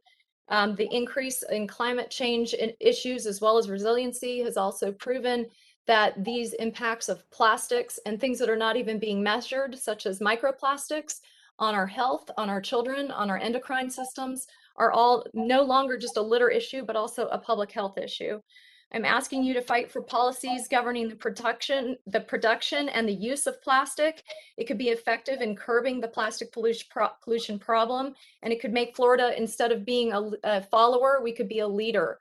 We are one of the only states, there's so many states that have passed these laws already to protect their economy. Thank you, Nicole. We appreciate Thank you all so much for listening. I appreciate the opportunity. Absolutely. Thank you for the hard work in Tallahassee. Thank you. Usha Tiwari, Alzheimer's Association. You. Great. Go ahead. You're recognized. Distinguished members of the Orange County Legislative Delegation, I am Usha Tiwari, a volunteer and ambassador for the Alzheimer's Association of Central Florida. I appreciate the opportunity to address you today. Alzheimer's disease is the sixth leading cause of death in our country and in the state of Florida. Florida resides at the epicenter of this crisis with the second highest prevalence in the country. Just over 580,000 Floridians are living with Alzheimer's disease.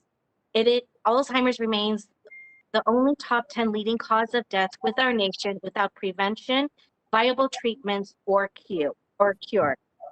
At the end of the day, the Alzheimer's Association will continue to advocate for resources and care for those individuals, families, and caregivers like myself who have been impacted by this disease. With your support, we remain relentlessly optimistic as we propose our 2022 legislative priorities. First, we seek to enhance training for staff in our long-term care communities. Direct care workers are the single most important detriment of quality to dementia care. These providers help shape the daily lives of individuals with dementia by assisting in all aspects of their physical care. We will work in partnership with the long-term care community, knowing that additional training helps facilitate facilities with staff retention, morale, and family satisfaction, as well as confidence. Second, we know patients talk to their primary care providers first when they have health concerns. That is why we are advocating for legislation that will require the Florida Department of Health to provide materials to healthcare providers on early detection, early diagnosis, care planning, and brain health. Finally, we ask the legislature to continue supporting the funding for programs that have a proven track record in research care and services for those in need. This includes the Brain Bus, the Ed and Ethel Moore Alzheimer's Disease Research Program, and respite through the Alzheimer's Disease Initiative and community care for the elderly through the Florida Department of Elder Affairs. On behalf of the Alzheimer's Association and over 500,000 Floridians living with the disease and caregivers like myself, we thank you for the opportunity today for me to speak, and we hope to see you soon in Tallahassee. Thank you for your valuable time. Take care. You're welcome, Ms. Tawari. All right, appreciate your advocacy. Tina Wilson, Juneteenth Protest Coalition. You're recognized, Tina. Senator Bracy, Tina Wilson is not with us, and neither is the next speaker, William Yeoman. Okay, so we're gonna go to Melissa Taylor, Florida Freedoms Keeper. You're recognized, Melissa. I don't have my video on. How do I do that? Sorry. You can just go ahead and speak, Melissa. Oh, okay. I'm sorry about that. Thank you guys so much for having me here. My name is Melissa. I am a small business owner in Orange County for the last 20 years. I'm a mother to a 7-year-old son. I'm one of the executive board members of the grassroots organization Florida Freedom Keepers. As a state chapter with over 5,500 members, we are a civil liberties and medical freedom organization. We are a part of Freedom Keepers United, which is in 48 states, 16 countries with over 56,000 members. We oppose vaccine mandates. Today, I will be publicly requesting that you encourage Chris Sprouse and Wilton Simpson to call this special session to ban vaccine mandates and mask mandates as they violate the U.S. Constitution, the Florida Constitution, and the Parental Bill of Rights, House Bill 241. As you took an oath to uphold those fundamental laws, I request that you encourage. We can see throughout the state how these mandates are affecting our children, families, and livelihoods. Yesterday in downtown Orlando, I stood arm in arm with over hundreds of firefighters that are advocating for their medical freedom as they are being forced, coerced, and terrorized to get an experimental product. Where there is risk, there must be choice.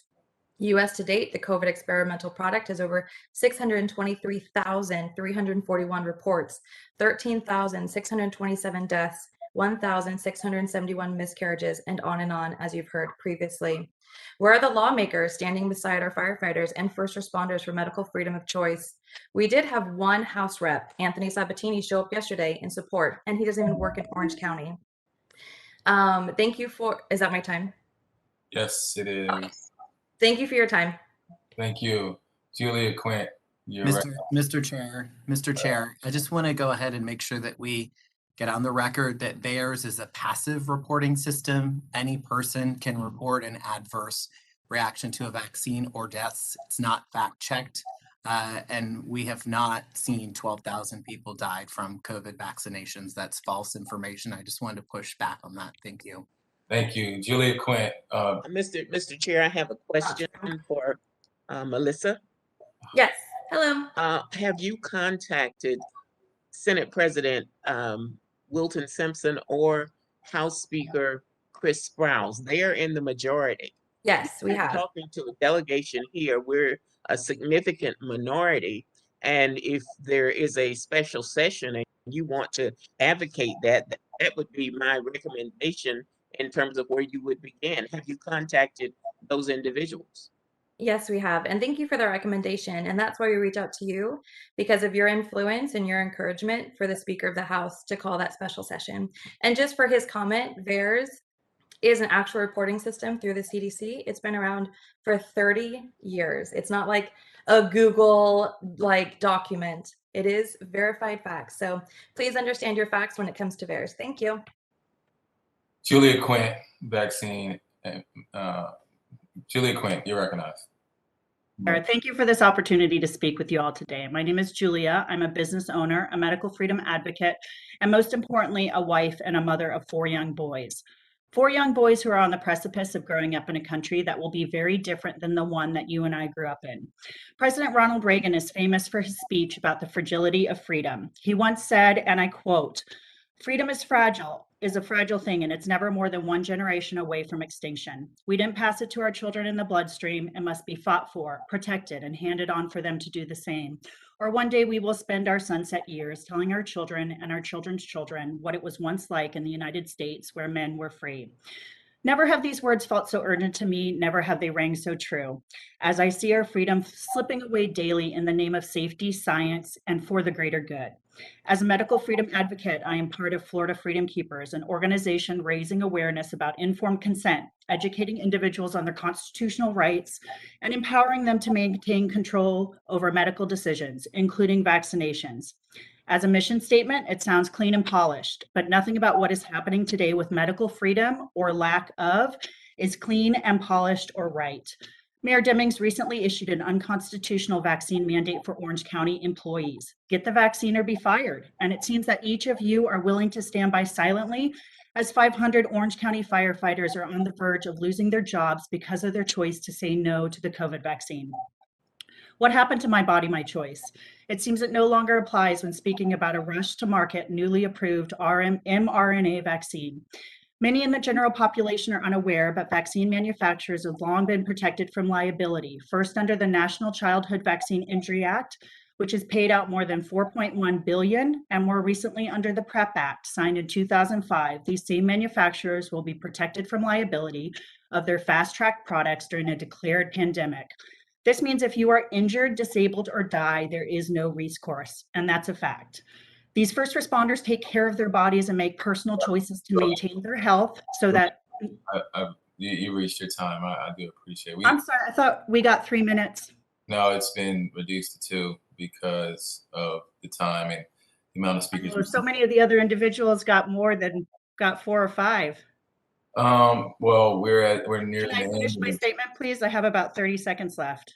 15. Go ahead. These first responders take care of their bodies and make personal choices to maintain their health so that they are ready to save your body when the time comes.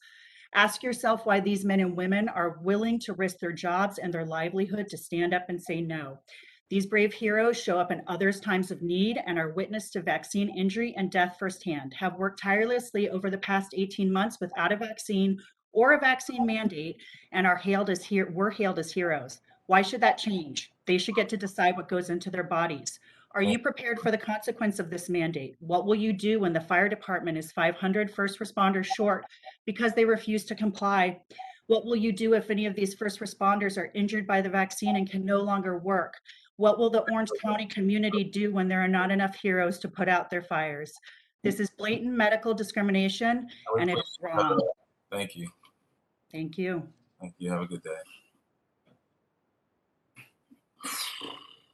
All right. Who's next? Brittany Walker, you're recognized. For those of you who can see the chat, I think that's maybe just for the panelist who talks about VAERS, and it has been, sorry, that anyone can report these vaccine deaths, and it has not been confirmed or deemed casual by the CDC. That is a report by Reuters, and so I just wanted to put that out there. That article is in the chat for those of you who missed that. Brittany Walker, Protect Central Florida. You're recognized. And before I get started, I just want to say thank you to all the representatives who don't necessarily support our medical freedom argument that are still listening and willing to ask questions about that. So with that being said, my name is Brittany Walker. I'm a owner, a single mom, full-time, and I started an organization last year called Protect Central Florida. that has grown to over 200 activists in less than a year across Seminole, Orange, and Volusia County. Florida is the best state in the nation to call home. We've watched millions of people flock here this year, fleeing states like New York and California to relocate their families and return to somewhat of a normal life, a life without constant government interference, mandates, and lockdowns. I'm here today to address the undeniable truth that our country and even our local communities here in Florida are rapidly transforming into something totally unrecognizable. Propaganda and especially political party division is at an all-time high. Our children have lost their right to breathe freely and share their smiles at school. Public servants and local employees are being terminated for exercising their medical freedom. And I think it's time to finally ask the question, when does it end? How much longer until Florida is no longer a safe and free state for others to flee to? Will our kids ever get to enjoy the same liberties and freedoms that we grew up with? I'm asking this panel because only you guys can answer those questions. You are the leaders that we've elected to represent us, and only you have the power to restore freedom and save our communities from the disaster that I believe is being created. I just want to specifically request that you all consider co-sponsoring House Bill 6009, which was filed last week to amend Statute 381 to remove Florida's forced vaccine laws during state of emergency. Most people don't even realize that in Florida and during a state of emergency, the state health officer can step in and force vaccinate anyone at their will, with or without consent. So I'm just asking that all of you consider that. This is not a partisan issue. This is a simple medical freedom issue, which I believe should not fall on party lines. I believe that we should all be fighting for and protecting our individual liberties. So lastly, I'm asking all members of legislature to demand an emergency session immediately to ban the medical mandates being abused by these large corporations, public schools, and even local government municipalities. Montana recently stepped up to defend individuals' medical freedom, and I expect nothing less from our Florida representatives. I just believe it's time to put political parties aside, stop dividing issues into left versus right, do things for the greater good of people, not solely for party. And finally, I just think it's time to trust in our citizens again to make their own medical decisions and assume responsibility of their own health. Thank you guys so much. Thank you. Drake, Wertz, you have 2 minutes. Thank you, Mr. Chairman. I appreciate the opportunity to speak today. I appreciate every member of this delegation, and I genuinely thank you for your commitment to public service. I come before you today as a father of 3 young children, a resident of Altamont Springs, a business owner who does quite a bit of business in Orange County, and also as a 2022 candidate for state representative in District 30. However, be that as it may, what I'm doing today is calling upon every member of the state legislature to support Representative Sabatini's bill HB 6009, which would eliminate the existing overreaching state law that allows for mandatory vaccination during a so-called state of emergency. You all took an oath. You swore to God to defend the Constitution of the state of Florida and the Constitution of the United States, to protect the pursuit of life, liberty, and the pursuit of happiness. We as the state of Florida cannot pursue a true state of happiness if we have the overwhelming threat of a health department officer forcibly and physically vaccinating us and our children.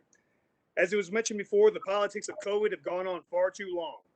Allow this to eliminate party lines. Allow us to come together on this and at least protect individual liberty when it comes to physically forced vaccinations from the Department of Health. Those of you on this delegation with a D next to your name on the ballot love to shout the phrase, "My body, my choice," when it comes to the murder and butchering of innocent, defenseless preborn babies in Florida, in which in 2020, 74,485 died under your watch. However, be that as it may, we can battle that out at a later date. Right now, I'm calling upon you to support HB 6009. Thank you so much for your time. God bless you all. God bless the state of Florida.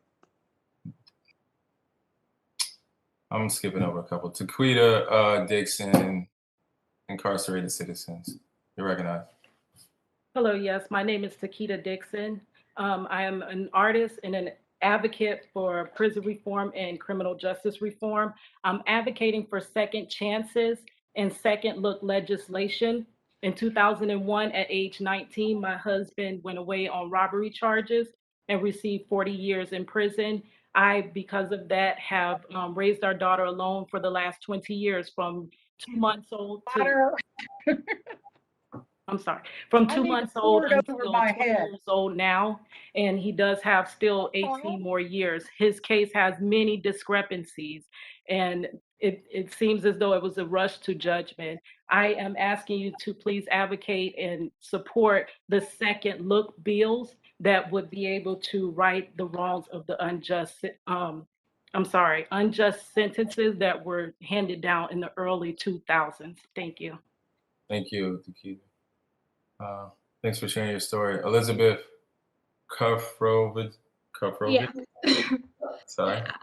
Before I begin, I do support masking and I do want to address that we should voluntarily get our vaccines. But good afternoon. My name is Elizabeth. I'm a volunteer representing Florida Death with Dignity. We're a grassroots organization advocating in Florida for those with a terminal illness to retain their autonomy and gain access to medical aid in dying.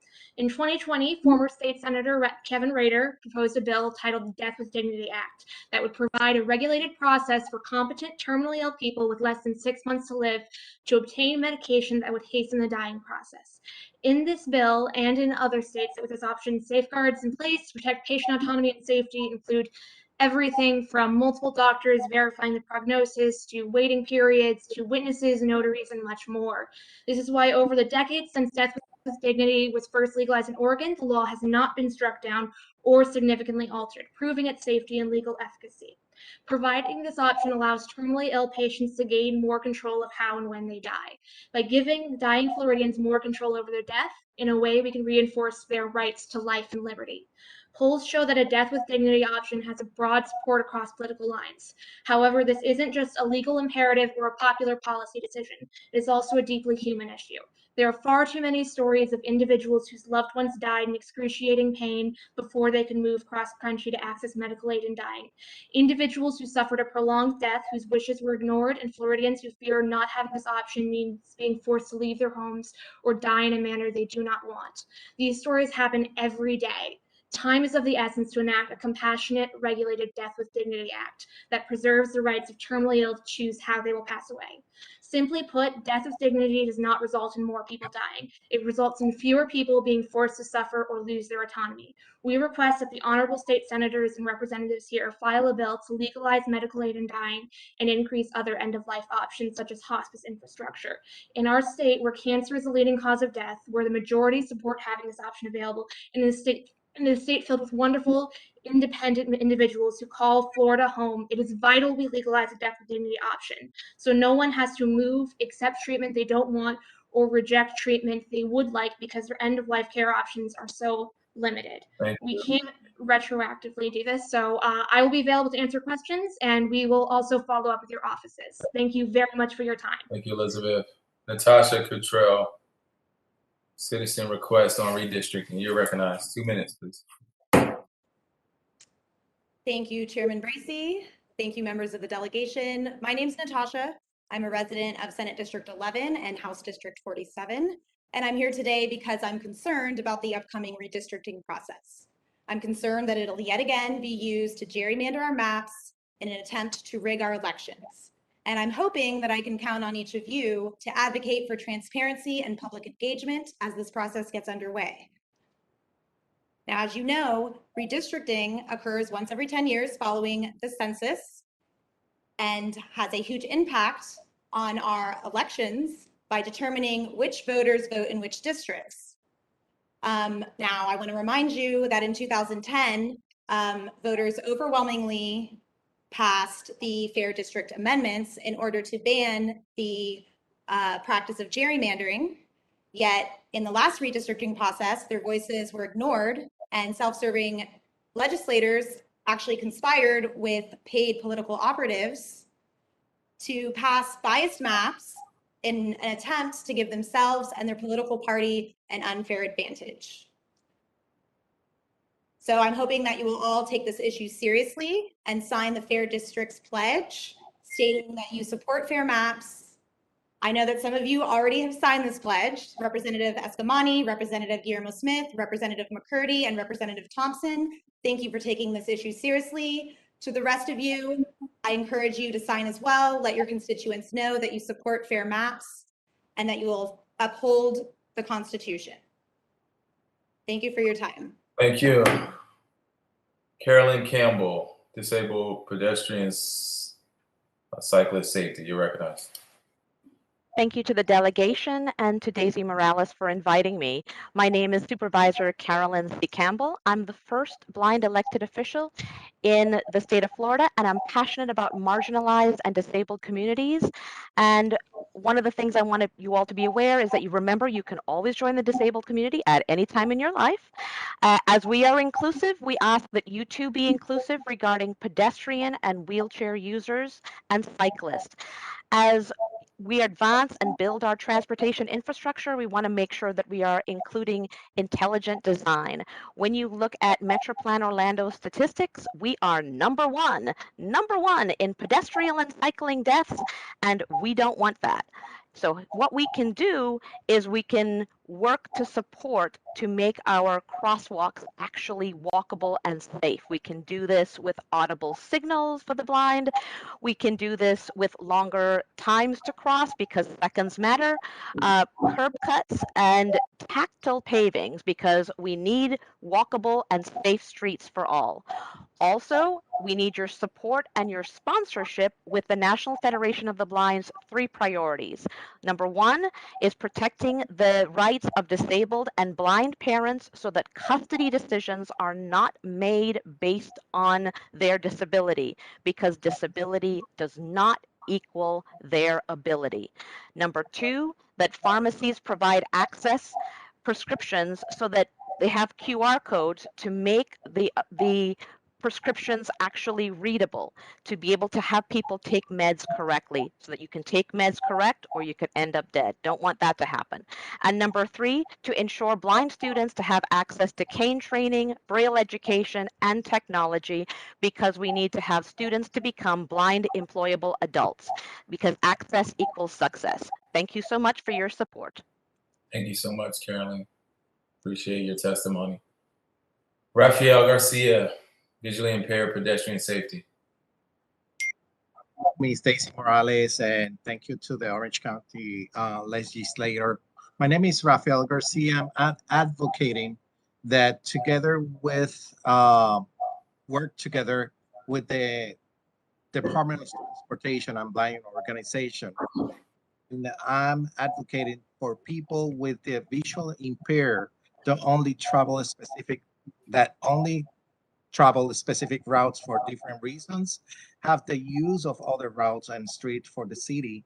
And I propose to have traffic lights accessible as well to Central Florida, and they're already established in other countries like Spain and Colombia already, that make accessible through a telephone application. Over 80 million people, tourists, visit Central Florida as well. And with that growing infrastructure right now in Central Florida, and as well the infrastructure that has grown here, we can push together with legislation to make it more accessible for visually impaired people. That's my request as a as an Orange County citizen. Thank you. Thank you, Rafael. Shakia Hinton, Florida Rising.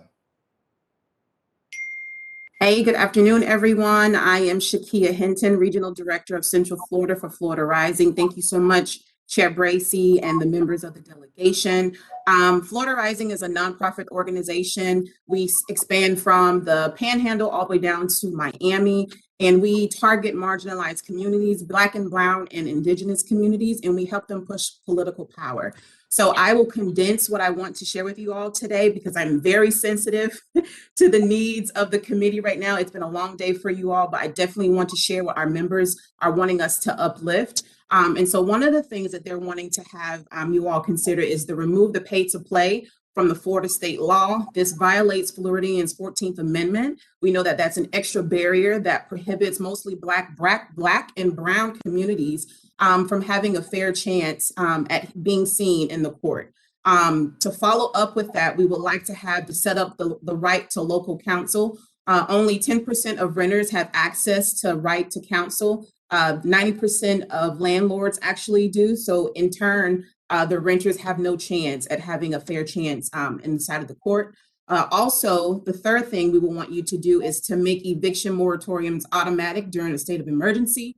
And then last but not least, we would definitely love for landlords to be held accountable for the rental conditions A little caveat to that would be to reintroduce the wording of SB 290 and amend the building requirements and the reinspection of older buildings, kind of along the lines of what the Surfside collapse happened in Miami. So those are the 4 things that I wanted to put on your radar for the upcoming session. I am definitely open to having a further conversation for this, but I wanted to condense it since we are short of time. So thank you so much for today. Thank you, Ms. Hinton. Appreciate your testimony. Mr. Benitez, St. Peter Claver Prison Ministry.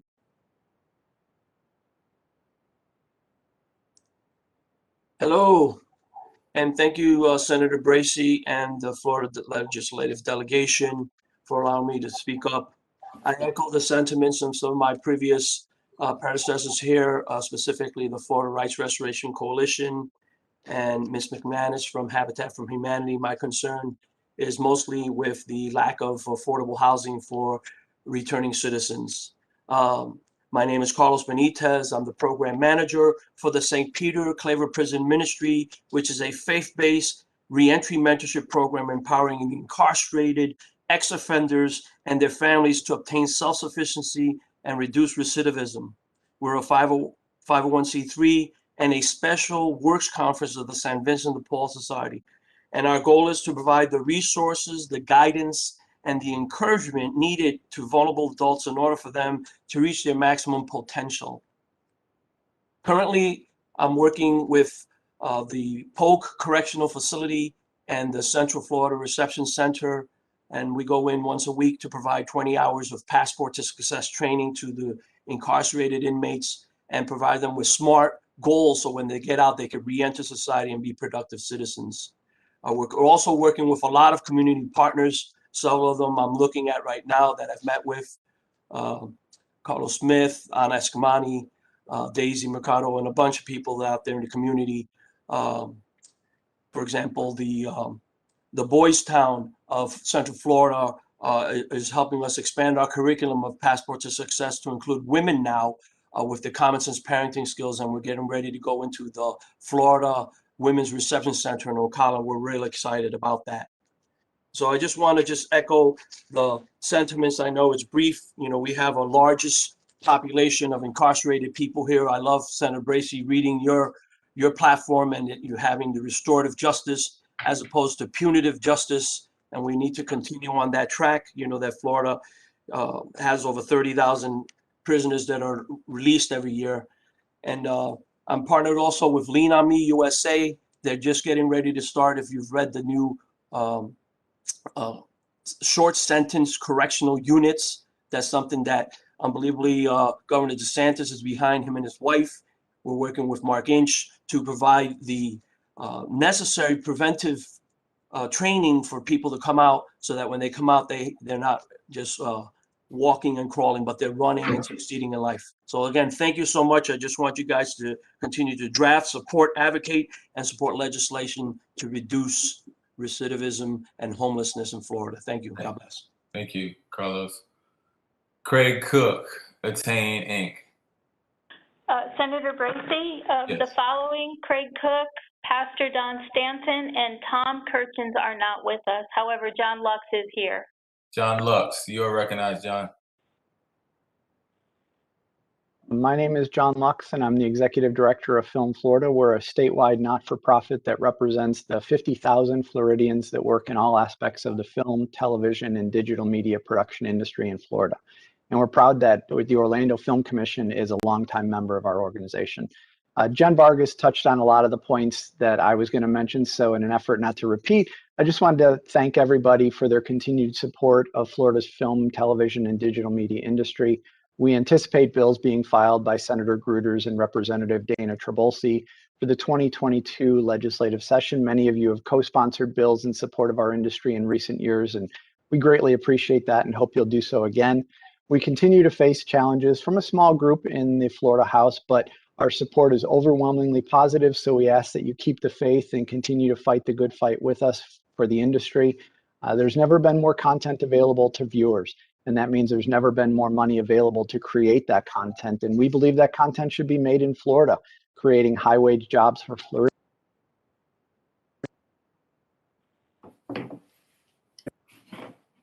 As was mentioned earlier, Georgia and North Carolina had record spending years from the industry. Pennsylvania, Louisiana are in the middle of huge years, and Oklahoma just upgraded their program, as have many other states. It's time for Florida to get back on the map. Thanks again for your support, and I hope to see you all in Tallahassee this fall. Thank you, John. All right. Michelle, do we have any more speakers? Yes. Yes, we do. We have, how would you like me to communicate them to you? We have Well, about if you 10 more. just say the next speaker. I don't have the updated list, but just if you would just call out the next speaker. Very good. The next speaker is Catherine Rangonese. Can you send me the list also? Yeah, I'll resend it, sure. Thank you. Good You're welcome. afternoon, Senator Bracy and legislative staff. I'd like to thank you for your time and effort today. I know it's been a long day, but I'd like to address the Department of Corrections 125-mile legislation. Currently, the Florida Department of Corrections can place prisoners on any such reason, including for safety and security of the institution, which has led to prisoners being moved hundreds of miles from their county of commitment or county in which their families reside. This legislation would require the Florida Department of Corrections to place prisoners in institutions no more than 125-mile driving one way from their county of commitment or county of family residence unless the prisoner is classified under CM1 or 2 security designation, has a mental or medical health care need, or the prisoner requests to be confined outside of their county of commitment or county in which their family resides. This legislation would place prisoners within 125-mile driving one way from their county of commitment or county of family residence unless the prisoner is classified under a CM1 or 2 security designation or has a mental or medical health care need. For most state prisoners, the distance from home varies depending on the state's size and its correctional policies, but averages about 100 miles. However, with Florida being more than 800 miles, it is possible for a prisoner who has family members in Key West to be housed at Santa Rosa CI, which is 809 miles away in a different time zone. The Florida Department of Corrections has a total prison distance of 687 miles to choose from, Santa Rosa CI being the furthest facility north and Dade CI being the furthest south. Sometimes prisoners go years without a contact visit. In this case, my son, it was 6 years before I was able to see him. This makes it harder to maintain bonds, which help prisoners reintegrate back into society upon release. Maintaining family ties and personal connection is proven to improve prisoners' behavior while incarcerated, as well as reduce recidivism once released. In fact, visitation is the single most successful fee resource of any prison, jail, or detention center. Further, studies have proven that the greater the distance from home, the greater the challenges in sustaining relationships with families, as well as the distance adds the unnecessary burden of gas and a hotel stay for families. Yet, the Florida Department of Corrections does not consider the location of visitors as part of its placement criteria. Florida families should not be taken advantage of by having to travel more than 125 miles each way, enduring the expense of a vehicle and oftentimes a hotel. Long distances make it difficult and expensive for spouses, parents, and children to visit a local. Can you wrap it up, please? Yes, sir. Thanks. This puts a greater burden on all and makes it more difficult for the incarcerated. Thank you and God bless you. Thank you. Paul Helfrich. I know you've all had a very long day, so I'm going to hopefully send you out on a high note from the Orlando Philharmonic Orchestra. And my message is simply that we appreciate you. We appreciate your steadfast support for arts and culture. You've heard throughout the day from my colleagues about the difference it makes in attracting employees and employers and competing with areas around the country. We are grateful for your past support of arts and culture funding in Tallahassee, and we look forward to your continuing that in the coming session. Thank you for everything you do. Thank you, Paul. We appreciate those comments. Thank you, Paul. And as a board member of the Orlando Philharmonic Orchestra, I got to say, I love your work. Thanks again. Okay, Constant Edson, you're recognized. Constance? Going once, going twice. Is your mic muted, Constance? She's there. She's just not unmuted. There we go. Got it. Hello? We hear you. Go ahead. Hear me? Hi. Hi, everybody. I guess you can't see my picture. Can you see me? No, we can't. Anyway. We can hear you. Go ahead. Okay. Senator Bracy, I've been dying to meet you. Anna, it's Connie, Edson, Carlos. Hi, everybody. Real short and sweet. Everyone knows I've been working on this for 2 years, and you guys can't see me, but my daughter 2 years ago graduated from college. Anyway, long story short, she called me and said there's no air conditioning. My answer was, what? No air conditioning 2021. Long story short is I want some funding backing to bring ductless mini air conditioners to the DOC. I've already talked to a major company, been around since 1963, and I've talked to them. They said it's absolutely possible. I don't know about you. I can't make it to my car without hyperventilating, let alone walking around in you know, no ventilation, prisons, no, with a lot of people with 2 layers of clothing. So all I'm asking with, it shouldn't be a law because this is something that goes, I think, against the 8th Amendment. I've been a constituent of Florida, Orlando, for almost 40 years, and I just don't think that you're protecting my child as well as all of our other loved ones by keeping them in, you know, implorable conditions during global warming. So I just want to do something to help, but I, you know, I'm one little person and nobody will listen to me. So, but I have it all. But I just need. I want to bring a bid and everything, but of course I've called Lowell and they, you know, won't give me the dimensions. I guess they think I'm going to break in, but but you know, I just want to bring something to the DOC that they can say, because I know they have funding to do it, and whether they have funding or not, this is the top priority. I've already reached out to everybody on all the forums, and I said, listen, is it a political thing? Do you care if it's Democratic, Republican? And they said, just like me, all we want is someone to do the right thing. I don't care if it's, you know, schmo blow, whatever, you know, in a different party. Whoever does the right thing gets everybody's vote. And the prison reform is a huge vote. So, you know, I wanted to set up a meeting and talk about this and further, you know, just to do something good and make a solution that, you know, people can live with. How can you talk about recidivism and things like that while you're in prison? You can't even think about your future because you can't even make it to the next day because you have to eat in 5 minutes because it is so hot. You know, think about it, you know? Yeah. So anyway, I know I've only got 2 minutes and, you know, I'd love to talk to you further about it and go from there. Yeah, no, I appreciate you bringing that up. And my office will again inquire with DOC about that air conditioning. I appreciate you.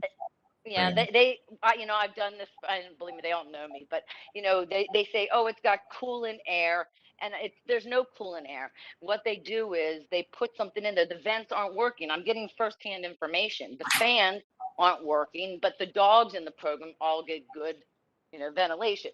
The point is, you can ask them anything you want. It is what it is. There's no air in there, and nobody's going to tear down the facilities. Let's face facts. Nobody's got money for that. But this is a simple solution. It's called ductless mini air conditioning, and all you do is literally, Japan is doing it on all their high rises. In fact, the guy was telling me last year they did it in San Quentin. So yeah. Well, we're on it, Connie. You can reach out to my office. yeah, can you hear me? I'm sorry. Yeah, no. We got to move on to the next speaker, but please reach out to my office if you want to chat some more or with any of the members. Wait. Can you hear me now? I can hear you, but we're gonna move on to the next Yeah, speaker. go ahead. Absolutely. We'll we- talk later. Thank you, okay. Senator. Thank You you, got it. everybody. You got it. Thank Bye-bye. you. All right, bye-bye. All right, Kim White. Kim, you're recognized. Hear me. There, now you can hear me. Okay. Hi, I know you guys are busy. I sent each of you my letter that I was going to speak about. It's in regards to the prison system, also in Florida, and the judicial system, which I find very frustrating since I've had no experience with it. But I don't want to take up my time repeating myself when I have personally emailed each one of you. I agree with Connie's points on the air conditioning. I do not have anybody in prison, but just following the prison system, I'm extremely frustrated with the state DOC. So read my email that I sent to each one of you and get back with me, and I would be glad to talk to you. But I know you have a very long day. We have, So but we're getting read my email and think about what I said in my email. Thank you, Kim. Thank you, Senator Bracy. I appreciate it. You got it. James Adamski. Senator Bracy and members of the delegation. Friends of the Wekiva River since 1982 has been the voice of the Wekiva River, its springs, and the basin. And we thank you very much for your support of local environmental issues here in Central Florida in the past.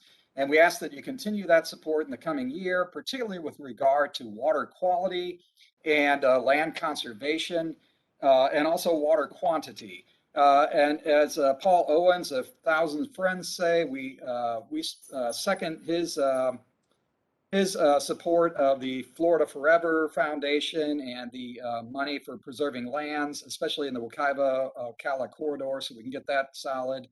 And then also, in particular, we are concerned about the Central Florida Water Initiative Regional Water Supply Plan that allows the Lower Floridan Aquifer to be used as an alternative water supply source. And in Central Florida, in Orange County, and I'm a licensed professional geologist, the Lower Floridan Aquifer and the Upper Floridan Aquifer are hydraulically connected. And so we are concerned that additional pumping from the Lower Floridan Aquifer will continue the decline of the springs that we're seeing around Central Florida, particularly Wekiwa and Rock Springs, which have declined 60% and 33% over the last 20 years. So that's all I have. I know it's been a long day. Thank you again very much for your support in the past, and we look forward to working with you in the future. Thank you, James. Maria Fernanda Saavedra. Senator Bracy, Maria is not with us, and neither is Carrie Boyd. The rest of the speakers are here, except the last two on that first list I sent you. Okay. Gary Stein. You recognize Gary. Can you hear me okay? Yes, we can. Go ahead. It is so good to see so many of you. I haven't seen you in so long, and it's good to see you safe and healthy. I'd love to talk about the COVID and all that bit and all the misinformation, but I've got to concentrate on who I am today. And today I'm the political director of Suncoast Normal. And that means we need to discuss what is going on in regards to our medical cannabis program here in the state of Florida, which, by the way, is the #1 medical program in the country. We have the highest amount of patients and the most amount of income. The only people who are not really thriving is the patients at this point in time, because there are still glitches in the original laws that need to get fixed. So to that end, I have about 5 bills that I recommend for this particular session. And I know that we've got very little time here, so I sent a copy of all the bill summaries and all the bill languages, so you can go ahead and take a look at it after the speech here. But I wanted to just do a quick thumbnail of the bills that we're talking about today. The first one, of course, is the Employee Protection Plan, because of the fact at this point in time, just for having a medical card, you can lose your job, or you could possibly not even get the job in the first place.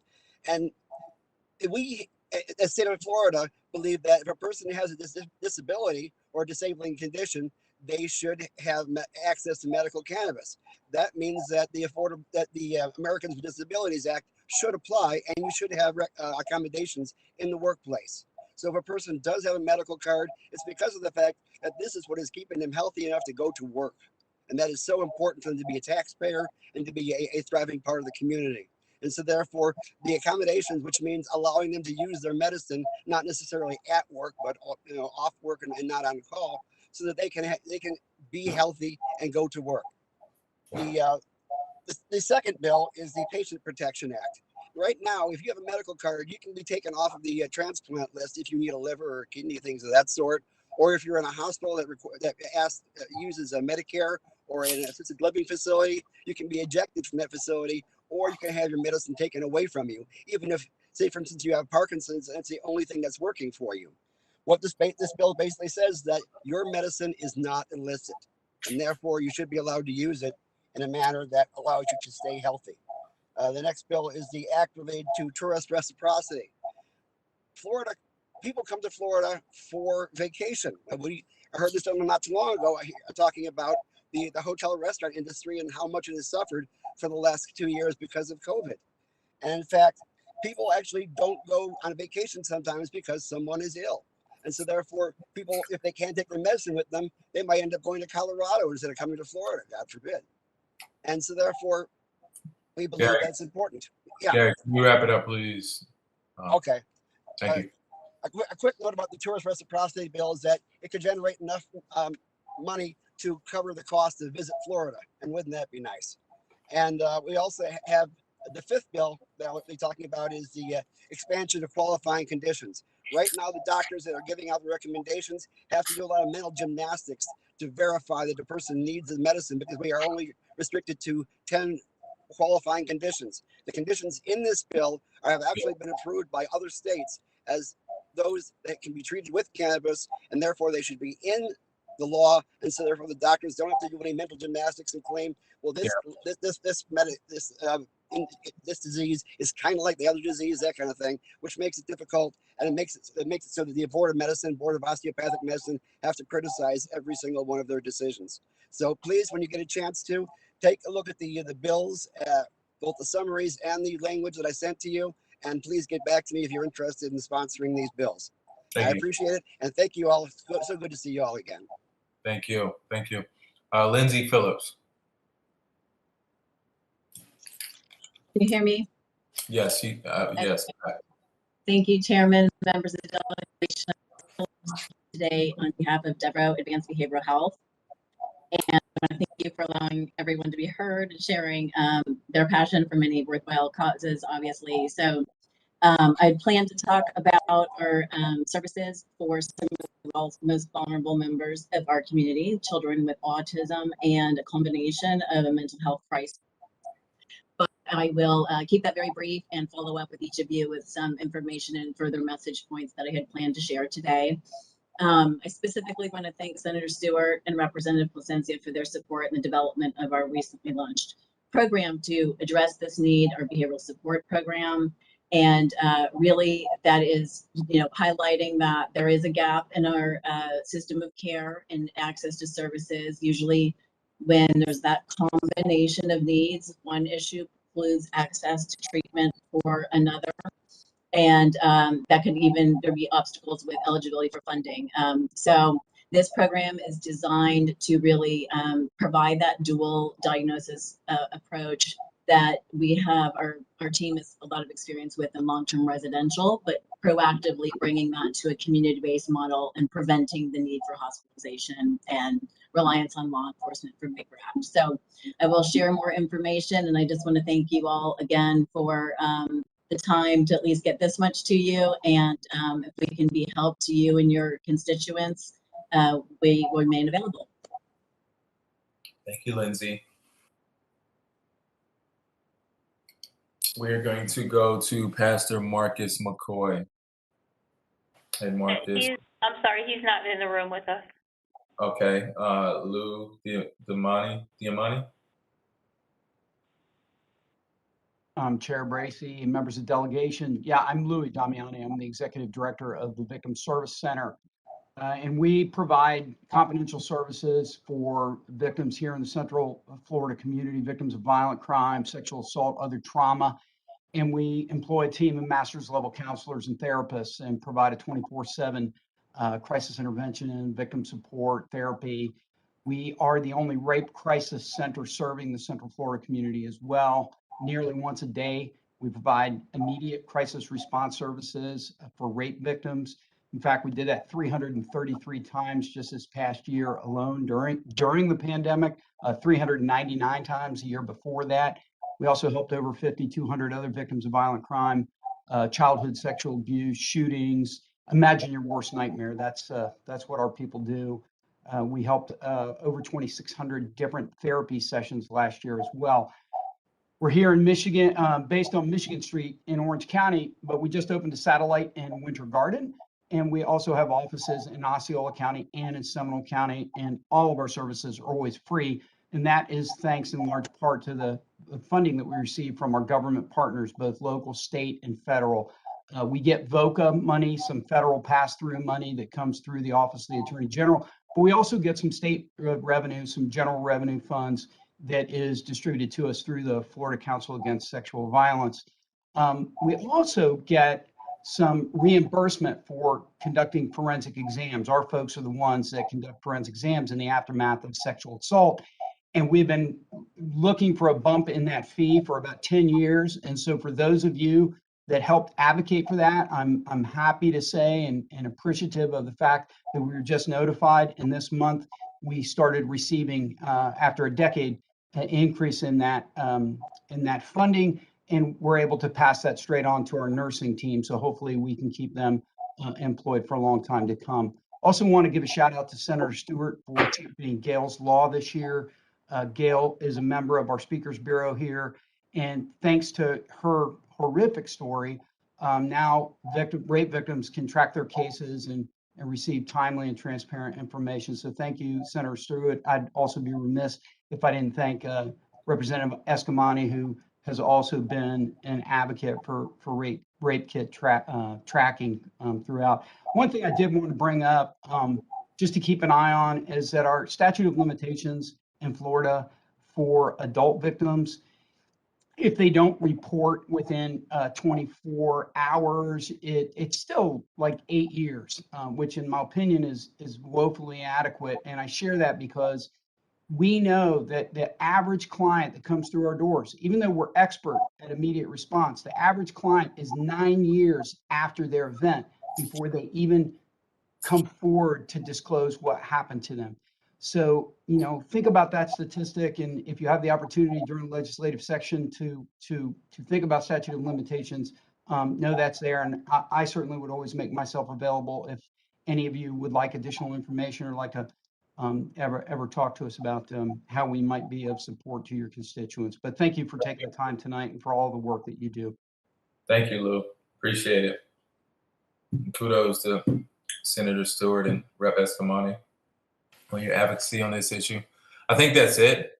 Michelle, Senator Ray, yeah. Craig Cook actually left the room, but he came back. I didn't know if you wanted Craig Cook, you're last up. Go for it. Make it a good one. Dr. Craig Cook, you're recognized. You're probably muted. I'm trying to start the video. But we can hear you, so Okay, good. Okay, very good. Well, thank you for Chairman Bracey for giving me this time. I'm the executive director of Attain. We're a charitable nonprofit in Orlando that supports people with intellectual disabilities. And today, what I want to speak on is the staffing crisis that's being experienced within the Central Florida area for long-term care providers for people with intellectual disabilities. We have 20 residential homes for people with autism and Down syndrome, licensed through the Agency of Persons with Disabilities and funded through the iBudget waiver. In the last 6 months, we've had to close 4 of those homes because of inadequate staffing. We're unable to recruit and retain staff. Our rates are established by the state, so we're not able to price based on changing market conditions. So it's resulted in closures of programs because we've had inadequate staffing to support them. This is a statewide problem. So far, the Agency for Persons with Disabilities has identified that 91 homes have closed in the last 4 or 5 months. We see this trend continuing to occur within our agency of at least a home or more per month until conditions change. So what we're asking for is the delegation to support a general revenue request of $93 million for the iBudget waiver program to support to address this workforce crisis, to be able to increase the pay for direct support professionals.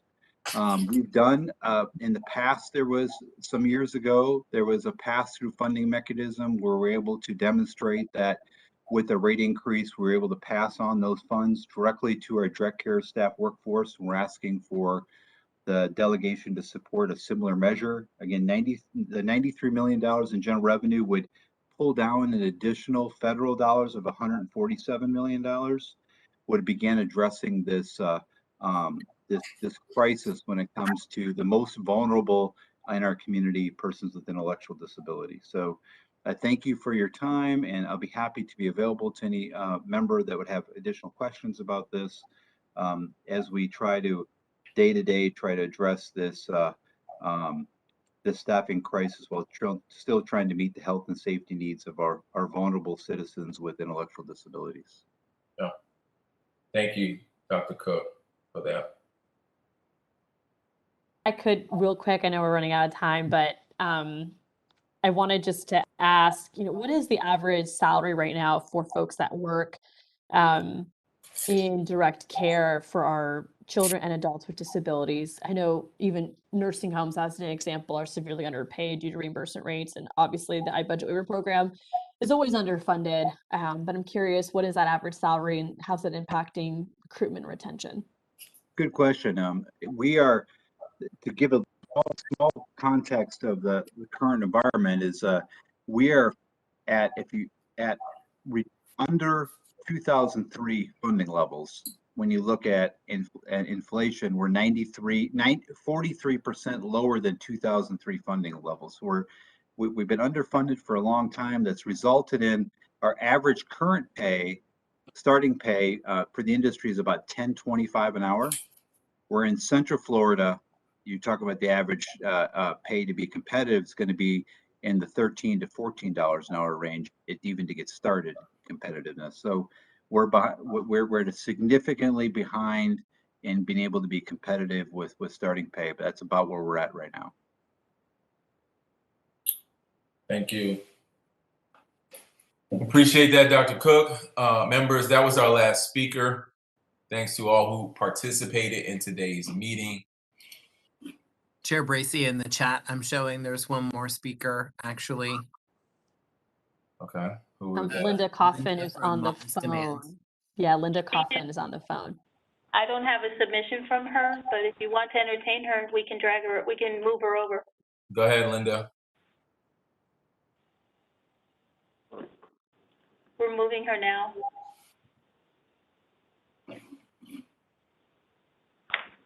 Can you hear me? Yes. Oh, good. Thank you very much. I know your brain cells are about to explode from all of this, but thank you for seeing me. And first and foremost, I want to thank each and every one of you for seeing us with Moms Demand Action. I'm speaking for Moms Demand Action and also Credible Messengers. So I want to thank you, and I want to thank you for encouraging everyone not to vote for permitless carry. I believe that even the Republicans in our area have told us they would not vote for that because economically, it would be bad for our area because people would go to California as a California Disney World as opposed to our Disney World. So if we keep that in mind, the Republicans seem to be against it as well. But I want to thank Representative Goff Marcel because she talked to us along with Senator Bracy's idea about child safety locks and child safety measures to keep guns safely locked. We've had two really horrible incidences in this summer with children having access to guns. And so we're working on that, and we have every town behind us to help get the wording of that. Senator Bracy brought the idea to us. We gave it to Representative Goff Marcel, and we're looking for a Republican to co-sponsor that. So we're very excited about that. We're also thank you, Senator Stewart. We're working on the ghost gun. We feel very strongly that we need to have serial numbers with the ghost guns. And we also need to be able to have enough metal in the ghost guns to be able to detect them in metal detectors. So we're working on trying to get you Republican co-sponsors on that, and anything that we can do, we're working on that. So thank you, thank you. And then for the credible messengers, we just want you to remember that name because it is something that it is here in our area. They're working for prevention before detention, working to reduce crime and gun violence in our communities. Ruben Saldana with Rue Camp is one. New Image in Paramore is another. Los Angeles in Pine Hills is another. And the fourth one is Project Streetlight. All of these have been very incredible. They have no funding whatsoever other than what they get by private donations. And so we want to really hope to get them more financial funding, and also to help get them into community centers. Some of them have backgrounds and prison backgrounds, and we would like to be able to figure out a way to be able to use those community centers where they can help these youth. Thank you, thank you. Go home, get something to eat. Thank you for saying that, Linda. And I would just check with some of the members of the House to get the appropriation form for those organizations so that they can fill them out and hopefully get an appropriation from the state. Thank you. Thank Yes. you. You're doing incredible work. Incredible work. Thank you so much. All right. We are done, members. Thank you, staff there at the Orange County building. Thanks for hanging with us. Members, is there any other business to come before the delegation? Great. Thank you for joining us, everyone. We look forward to a productive year in Tallahassee. We are adjourned. Good night.